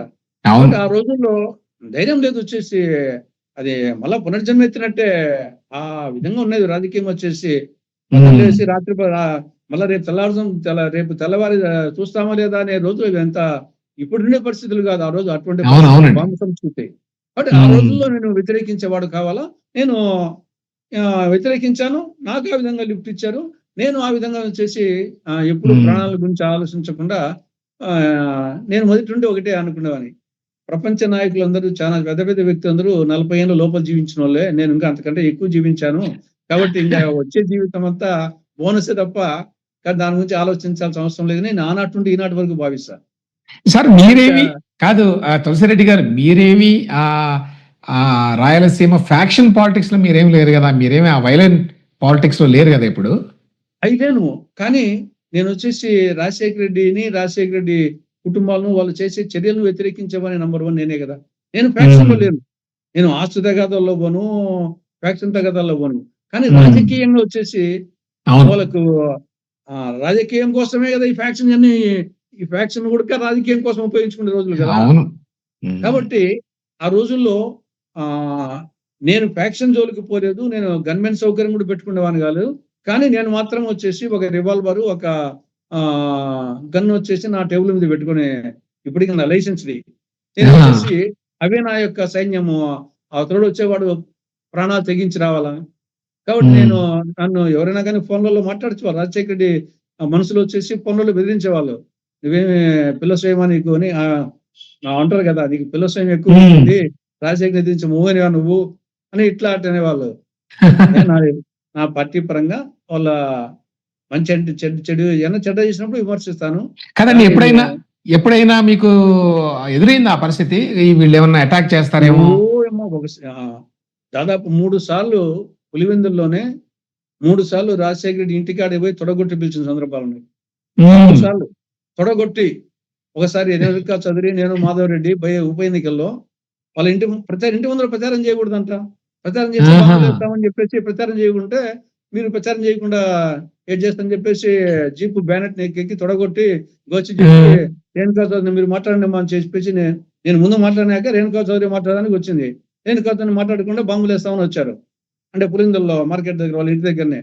అప్పుడు వచ్చేసి నేను బ్యానెట్ మీద ఎక్కి గోసి చెక్కి ఎవరు వస్తారు రాను అని చెప్పేసి తొడగొట్టి పిలిచిన సందర్భాలు ఉన్నాయి. అంతకుముందు రాజారెడ్డి ఉన్నప్పుడు ఈ బంధకాలు మేము స్టేట్ బ్యాంక్ ని బంద్ చేసి వస్తే ఈయన రాజారెడ్డి పోయి మళ్ళీ తెరపండి అని చెప్పి తెరిపించాడు. మేము మూసినట్టు మళ్ళీ తెరిపించుకుంటూ వచ్చాడు. మళ్ళా మేము వెనకముడి పోయి మళ్ళీ మూసుకుంటూ వచ్చాము. ఒకసారి RTC bus depot, RTC bus stand opening, bus stand bus depot opening అప్పుడుకి అప్పుడు రామారావు గారు ముఖ్యమంత్రి, తోట సుబ్బారావు రవాణా శాఖ మంత్రి, వీరారెడ్డి జిల్లా అగ్రికల్చర్ మినిస్టరు, నేను రాజ్యసభ మెంబరు, డిఎన్ రెడ్డి లోక్సభ మెంబరు. పులివెందుల్లో రాజారెడ్డి సర్పంచ్, అప్పుడు రాజశేఖర రెడ్డి ఎంపీ, వివేకానంద రెడ్డి ఎమ్మెల్యే, రాజారెడ్డి సర్పంచ్. పులివెందుల్లో వచ్చేసి తెలుగుదేశం వాళ్ళు ఓపెన్ చేస్తానికి వాళ్ళు చేస్తారు, మేము చేస్తాము, వాళ్ళు వచ్చేదానికి లేదని చెప్పేసి పాంప్లెట్స్ కొట్టించారు. RTC depot bus stand open చేస్తానికి లేదని చెప్పేసి. ఆ నేపథ్యంలో కడప జిల్లా కలెక్టర్ చందన గాను, తర్వాత వచ్చేసి ఎస్పీ ఓ లేడీ వాళ్ళు లీవ్ పెట్టి వెళ్ళిపోయినారు. ఈ బయట తట్టుకోలేక అప్పుడు వచ్చేసి డిఎన్ రెడ్డి లోక్సభ ఎంపీ, ఆయన భయపడి ఆయన ఢిల్లీలో కూర్చున్నాడు. ఇక్కడ నేను రాజ్యసభ ఎంపీగా ఉన్నాను, పులిందల్లో వచ్చేసి ఓపెన్ చేయాలా. ఆ పరిస్థితుల్లో వచ్చేసి డేట్ ఉంది. ఆ డేటుకు వాళ్ళు పేర్లు పలకము, శిలాపలకము వాళ్ళే తయారు చేయించారు. మీరు సాయంత్రం 4 గంటలకు ఓపెనింగ్ అని మేము పెడితే ఉదయం 10 గంటలకు ఓపెనింగ్ అని చెప్పేసి వాళ్ళు దండోర ఇచ్చి శిలాపలకం చేసేసి పాంప్లెట్ కొట్టించేసి మొత్తం జన సమీకరణ, వేల కొద్ది జన సమీకరణ చేసేసి టీడీపీలు ఎంటర్ కాకుండా చేయాలని ప్రయత్నం చేస్తున్నారు. ఆ మూమెంట్ లో వచ్చేసి నేను డిఎన్ రెడ్డి ఢిల్లీలో భయపడి నేను అప్పుడు వచ్చేసి ఇమీడియట్ గా రామారావు గారితో మాట్లాడేసి, అప్పుడు నేను ఇద్దరు గన్మెన్ సౌకర్యం తీసుకొని, అప్పటికి సెల్ ఫోన్స్ లేవు. కడపకు పోతే కడప నుండి ఆర్ఎన్బి నుండి మొత్తం వచ్చేసి ఇక్కడ టీడీపీ మీటింగ్లకు సంబంధించిన బ్యానర్స్ ఇవన్నీ వచ్చేసి కాల్ చేశారు. రాజారెడ్డి వచ్చేసి అక్కడ పులిందల్లో జ్యోతిరెడ్డి అని మా టీడీపీ లీడర్ అనమాట, కంటెస్ట్ చేసి 89లో ఇంటికి పోయి వాళ్ళ ఇంట్లో బ్యానర్స్ రాస్తుంటే ఇంటికి పోయి రాజారెడ్డి మనసులో బ్యానర్స్ తీసుకొచ్చి బయట వేసేసి కాల్చారు. తర్వాత మాకు శామ్యాన్ని ఇవ్వలేదు, తర్వాత మైక్ ఇవ్వలేదు. పులిందల్లో మీటింగ్ కు పులిందల్లో ఈ పరిస్థితుల్లో ఏ సంవత్సరం సార్ ఇది? ఇది 89-91 మధ్య అనుకుంటా. ఆ నేపథ్యంలో వేంపల్లిలో వాళ్ళ బలం తక్కువ, పులిందల్లో వాళ్ళది ఎక్కువ. అప్పుడు ఇంకా సరే అని చెప్పేసి నేను ఇంకా వేంపల్లి నుండి శామియానా, మైకు, గీకు అని ఇంకా వేంపల్లి జనాలను తీసుకొని నేను రామారావు గారు ఆర్ఎన్బికి పోతే ఫోన్ చేస్తే ఆయన పండుకున్నాడు. కానీ వేరే ఆయన వచ్చేసి రిసీవ్ చేసుకొని ఎర్లీ మార్నింగ్ వస్తానే రాత్రి తులసిరెడ్డి ఫోన్ చేశారంటేనే తెల్లవారుజాము 4 గంటలకు నేను రాత్రి 6 కడుపులో పండుకొని 4 గంటలకు రామారావు గారు ఫోన్ చేశారు. తులసి సరే అయితే జరిగిందని అంటే నాకు అన్నీ తెలుసు తెప్పించుకున్నా. కడప అనంతపురంలో ట్రైనీ ఎస్ఐస్ ఉన్నారు. ఒక 80 మందిని ట్రైనీ ఎస్ఐస్ను మొత్తం అప్పటికే 9 గంటలు చెప్పించేసి నువ్వు పోయి జాగ్రత్తగా నువ్వు చూసుకో అని చెప్పేశాడు. మొత్తం అప్పటికల్లా 10 గంటలకు వాళ్ళ ఓపెనింగ్ అంటే 9 గంటలకు రాజారెడ్డిని హౌస్ అరెస్ట్ చేశారు. మొత్తం వచ్చేసి ఒక యుద్ధభూమి అనమాట కార్యక్రమం వచ్చేసి. అప్పుడు ఫోన్ చేస్తే తోట సుబ్బారావు గారు వీరారెడ్డిలు బద్వేలు కడప నుండి అప్పుడు పులిందరికి వచ్చి RTC bus stand depot bus stand opening చేశాం. అప్పుడు మళ్ళా ఒక బస్ స్టాండ్ ఓపెనింగ్ కి ఇంత అంటే రెసిస్టెన్స్ అన్నమాట. ఇంత రెసిస్టెన్స్ బస్ స్టాండ్ ఓపెనింగ్ మంత్రి రాకూడదు ఆ స్థాయి అంత రాక్షస రావణాసురుడు రాజ్యం జరిగింది. ఆ టైప్ జరిగింది. ఆ రోజుల్లో చాలా మంది వచ్చేసి తులసిరెడ్డి ఉరికిన పదాలు వచ్చాయంటారు. నేను ప్రాణాలకు తెగించింది ఒక వైపు ఉంది. నేను ఖర్చు పెట్టకుండా వచ్చింది వాస్తవమే, కానీ ప్రాణాలకు తెగించింది మాత్రం వచ్చేసేది ఆ రోజుల్లో ఆ పరిస్థితి చెప్తున్నా కదా, నేను కాదు. మొత్తం వచ్చేసి రామారావు ముఖ్యమంత్రిగా ఉండి కూడా వచ్చేసి పులిందల్లో బస్టాండ్ ఓపెనింగ్ చేస్తానికి కూడా లేని పరిస్థితి ఉన్నది. అంత భయంకరమైన పరిస్థితి. కాబట్టి ఆ విధంగా గ్రాడ్యువల్ గా రావడం జరిగింది. మళ్ళా ఆ విధంగా అంటే గ్రాడ్యువల్ గా 1 by 1 నేను పికప్ అయితే వచ్చాను. జిల్లా పరిషత్ చైర్మన్ అయిన తర్వాత జిల్లా పరిషత్ చైర్మన్ ఎప్పుడయ్యారండి? 95 2000 మధ్య. 1995 2000 95 మార్చి 20 అయ్యాను. అప్పటికి నేను జిల్లా అధ్యక్షునిగా ఉండి పార్టీని లీడ్ చేశాను. మొత్తం 50 జెడ్పీటీసీలకు గాను 35 టీడీపీకి వచ్చాయి. 1 సిపిఐ, 1 ఇండిపెండెంట్, 13 కాంగ్రెస్ కు. అప్పుడు రాజశేఖర రెడ్డి, రవీందర్ రెడ్డి, మహేశ్వరరెడ్డి, శివరామకృష్ణ వీళ్ళందరూ కాంగ్రెస్ లో. వాళ్ళందరూ కలిసి 13 వచ్చినాయి. టీడీపీకి 35 వచ్చినాయి. కాబట్టి దాని తర్వాత ఆటోమేటిక్ గా జిల్లా పరిచయం అయిన తర్వాత చెప్తే కదా ఆగస్టులో సంక్షోభ రావడంతో నేను ఎన్టీఆర్ పక్కన ఉండిపోయాను. చంద్రబాబుకు దూరం అయిపోయాను. వీళ్ళు వీరారెడ్డి వీళ్ళు వచ్చేసి చంద్రబాబు పక్కన ఉండిపోయారు. కాబట్టి నన్ను దాని దృష్టిలో పెట్టుకొని ఎన్టీ రామారావు గారు 96 జనవరిలో చనిపోయినారు కదా. అవును, 96లో ఎన్టీ రామారావు గారు చనిపోకుండా ఉన్నా గానీ మళ్ళా 96 పార్లమెంట్ ఎన్నికలు వచ్చాయి కదా. ఆ పార్లమెంట్ ఎన్నికల్లో మళ్ళీ నేను కంటెస్ట్ చేయాల్సి వచ్చింది. ఎన్టీ రామారావు గారు బతికుంటే 96 లోక్సభ ఎన్నికలకు మళ్ళీ నేను కంటెస్ట్ చేయాల్సి వచ్చింది. అవును కాదు సార్, 96లో నేను ఆ టైంలో ఎన్టీఆర్ గారితో కొంచెం సన్నిహితంగానే ఉన్న ఆ టైంలో రోజు వెళ్ళేవాడిని. ఆయన ఈ 96 పార్లమెంట్ ఎన్నికల కోసం ఎదురు చూస్తా ఉండేవాడు. ఎప్పుడు వస్తాయి అని అడుగుతుండేవాడు. కరెక్ట్. అప్పుడు ఆయన చనిపోయినాక రాజమోహన్ రెడ్డి వచ్చేసి అంతకుముందు కందుల శివానందని ఓడించాడని చెప్పేసి రాజమోహన్ రెడ్డి ఫామ్ లో ఉన్నాడు. కందుల రాజమోహన్. సరే ఇక్కడ ఒక్క పాయింట్ అడుగుతా మిమ్మల్ని. ఒకవేళ బతికి ఉండుంటే ఎన్టీఆర్ గారు పార్లమెంట్ ఎన్నికల నాటికి ఆయన తరఫున క్యాండిడేట్స్ ని పెట్టాలి, భారీ ఎత్తున ప్లాన్స్ ఉన్నాయి ఆయనకి ప్రభావం చూపించాలని. ఆ 96 ఎన్నికల్లో ఎన్టీఆర్ ఆధ్వర్యంలోని పార్టీ గెలవడానికి అవకాశం ఉండేదండి? 100% లేవు, కానీ చాలా మటుకు వచ్చినట్టు. ఇప్పుడు కడప చెప్తున్నా కదా, కడప వచ్చేసేసి నేనే కంటెస్ట్ చేసిండేవాడిని. ఆ విధంగా వచ్చేసి మా ఎన్టీ రామారావు తిరిగింటే అప్పటికి 42 సీట్లలో 42 వస్తాయని చెప్పలేం, కానీ సగం కొట్టిండేవాడు. సగం సీట్లు 15-20 సీట్లు గ్యారంటీగా వచ్చిండేటి. ఓకే, 15-20 సీట్లు వచ్చిండేటి. ఎటువంటి చెప్పలేము. కాబట్టి ఆ విధంగా వచ్చేసి నా మీద ఎన్టీఆర్ తర్వాత నా మీద అవిశ్వాస తీర్మానం పెట్టారు. నేను జిల్లా పరిషత్ చైర్మన్ ఉన్నా కదా. అవిశ్వాస తీర్మానం అప్పుడు ప్రభుత్వం చంద్రబాబు నాయుడు గారిది కదా. నేను ఎన్టీఆర్ పక్కన చంద్రబాబు పక్క పోలే కదా, అందుకని అవిశ్వాస తీర్మానం పెట్టారు మీ మీద. పెట్టాడు. జిల్లాలో వచ్చేసి వీరారెడ్డి జిల్లా మంత్రి కదా, ఆయనకు చంద్రబాబు పక్క ఉన్నాడు కదా. ఆయన వచ్చేసి వీరారెడ్డి మెయిన్ కారకుడు. వీరారెడ్డి మాట చంద్రబాబు నాయుడు విన్నాడు. ఇష్టం ఉన్న అవిశ్వాస తీర్మానం పెట్టారు. ఆ అవిశ్వాస తీర్మానం అప్పుడు దాదాపు 85 రోజుల పాటు క్యాంపులు మెయింటైన్ చేశాం. జెడ్పీటీసీలను కర్ణాటక, కేరళ, పాండుచేరి, తమిళనాడు. అప్పట్లో సెల్ ఫోన్స్ ఉంటే చెప్పలేం, కానీ లేక కాపాడుకున్నాను. అప్పుడు నాకు కాంగ్రెస్ వాళ్ళు రాజశేఖర రెడ్డి, మహేశ్వరరెడ్డి, డిఎల్ రవీందర్ రెడ్డి నాకు హెల్ప్ చేశారు. వాళ్ళకున్న క్యాండిడేట్స్ నాకు సపోర్ట్ చేశారు. అవిశ్వాస తీర్మానము ఇప్పుడు 98లో. అప్పుడు నేను ఒక్క ఓటుతో గెలిచా. చంద్రబాబు మ్మ్. నాయుడు ప్రభుత్వానికి వ్యతిరేకంగా, టీడీపీకి వ్యతిరేకంగా అప్పుడు కాంగ్రెస్ చంద్రబాబు నాయుడు గారి ఆ వెలుగు పీక్ లో ఉంది. వెలుగు పీక్ లో ఉంది. ఆ మూమెంట్ లో అప్పుడు రాజశేఖర రెడ్డి ఏమంటే ఆయన ఒక ఛాన్స్ గా తీసుకున్నాడు. ఇది మ్మ్. నాకు కేంద్రంలో పివి నరసింహారావు, రాష్ట్రంలో రామారావు, కానీ చంద్రబాబు నాయుడు కనీసం జిల్లాలోన జిల్లా పరిషత్ అన్న మనకు అనుకూలంగా ఉంటే, జిల్లా పరిషత్ అంటే ఆషామాషి కాదు, దానికి అవును. సమర్థ నాయకత్వం అంటే మొత్తం జిల్లాను ఆడించచ్చు. కానీ సార్ అప్పట్లో ఎక్కువ పవర్ఫుల్ గా ఉండేది జెడ్పీ, ఇప్పుడు అంత లేదు కదా. ఇప్పుడు లేదు చాలా పవర్ఫుల్. అప్పుడు మొత్తము టీచర్స్ అంతా జిల్లా పరిషత్ కింద ఉండేవాళ్ళు. అవును. టీచర్స్ ఇప్పుడు టీచర్స్ డియూ కింద పోయింది కాబట్టి ఏం లేదు. మ్మ్. అప్పుడు ఆ అవిశ్వాస తీర్మానంలో కాంగ్రెస్ వాళ్ళు కనీసం జిల్లా పరిషత్ మనకు అనుకూలంగా ఉంటే, తులసిరెడ్డి అనుకూలంగా ఉంటే మన పనులు కొంచెం కాపాడుకోవచ్చు అని చెప్పేసి ఉద్దేశము. నాకు వాళ్ళ అవసరము, వాళ్ళకి నా అవసరము, సింబియాసిస్, అవును. ఉభయ కుశలోపరన్నట్టుగా హెల్ప్ చేశారు. ఆ మూమెంట్ లో క్యాంపులు వచ్చేసి 85 రోజుల పాటు క్యాంపులు జరిపి ఫైనల్ గా ఒక్క ఓటుతో నేను గెలిచాను. ఆ నేపథ్యం ఎట్లాంటిదంటే నా వార్త లేని రోజు అంటూ లేదు.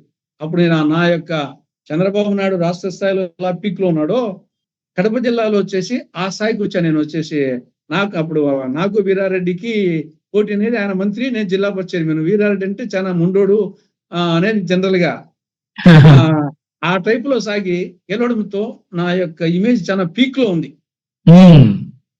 అంతకుముందు జిల్లా అధ్యక్షునిగా పురంధర్ నియోజకవర్గంలో 4 పోటీ చేసి 3 గెలిపించాము. జిల్లా పరిషత్ చైర్మన్ అయ్యాను, అవిశ్వాసం తగ్గాను, కానీ పీక్ లో ఉంది అనమాట. ఆ మూమెంట్ లో 99 ఎన్నికలు గన అదే ఉంటే గన ఎక్కువ ఛాన్సెస్ రాజశేఖర్ ఓడిపోయేది అనుకున్నా. ఎక్కువ ఛాన్సెస్ 100%. ఆ పీరియడ్ ఎట్లాంటిది, రాజశేఖర రెడ్డి పెద్ద లీడర్, కానీ ఇక్కడ పరిస్థితులు ఆ విధంగా పరిణమించాయి. కాబట్టి ఒక్కోసారి లైఫ్ అనే టర్నింగ్ అలా క్రికెట్ లో వచ్చేసి ఒక క్యాచ్ మిస్ అయితే సెంచరీ కొడతారు, ఒక క్యాచ్ పట్టుకుంటే డక్అవుట్ అవుతారు. ఆ విధంగా కొన్ని రాజకీయ నాయకులు కూడా కొన్ని ఈవెంట్స్ కలిసి వస్తాయి. ఆ విధంగా వచ్చేసి నేను ఇంకా చంద్రబాబుకు అవిశ్వాస తీర్మానం నుండి దూరం అయిపోయాను.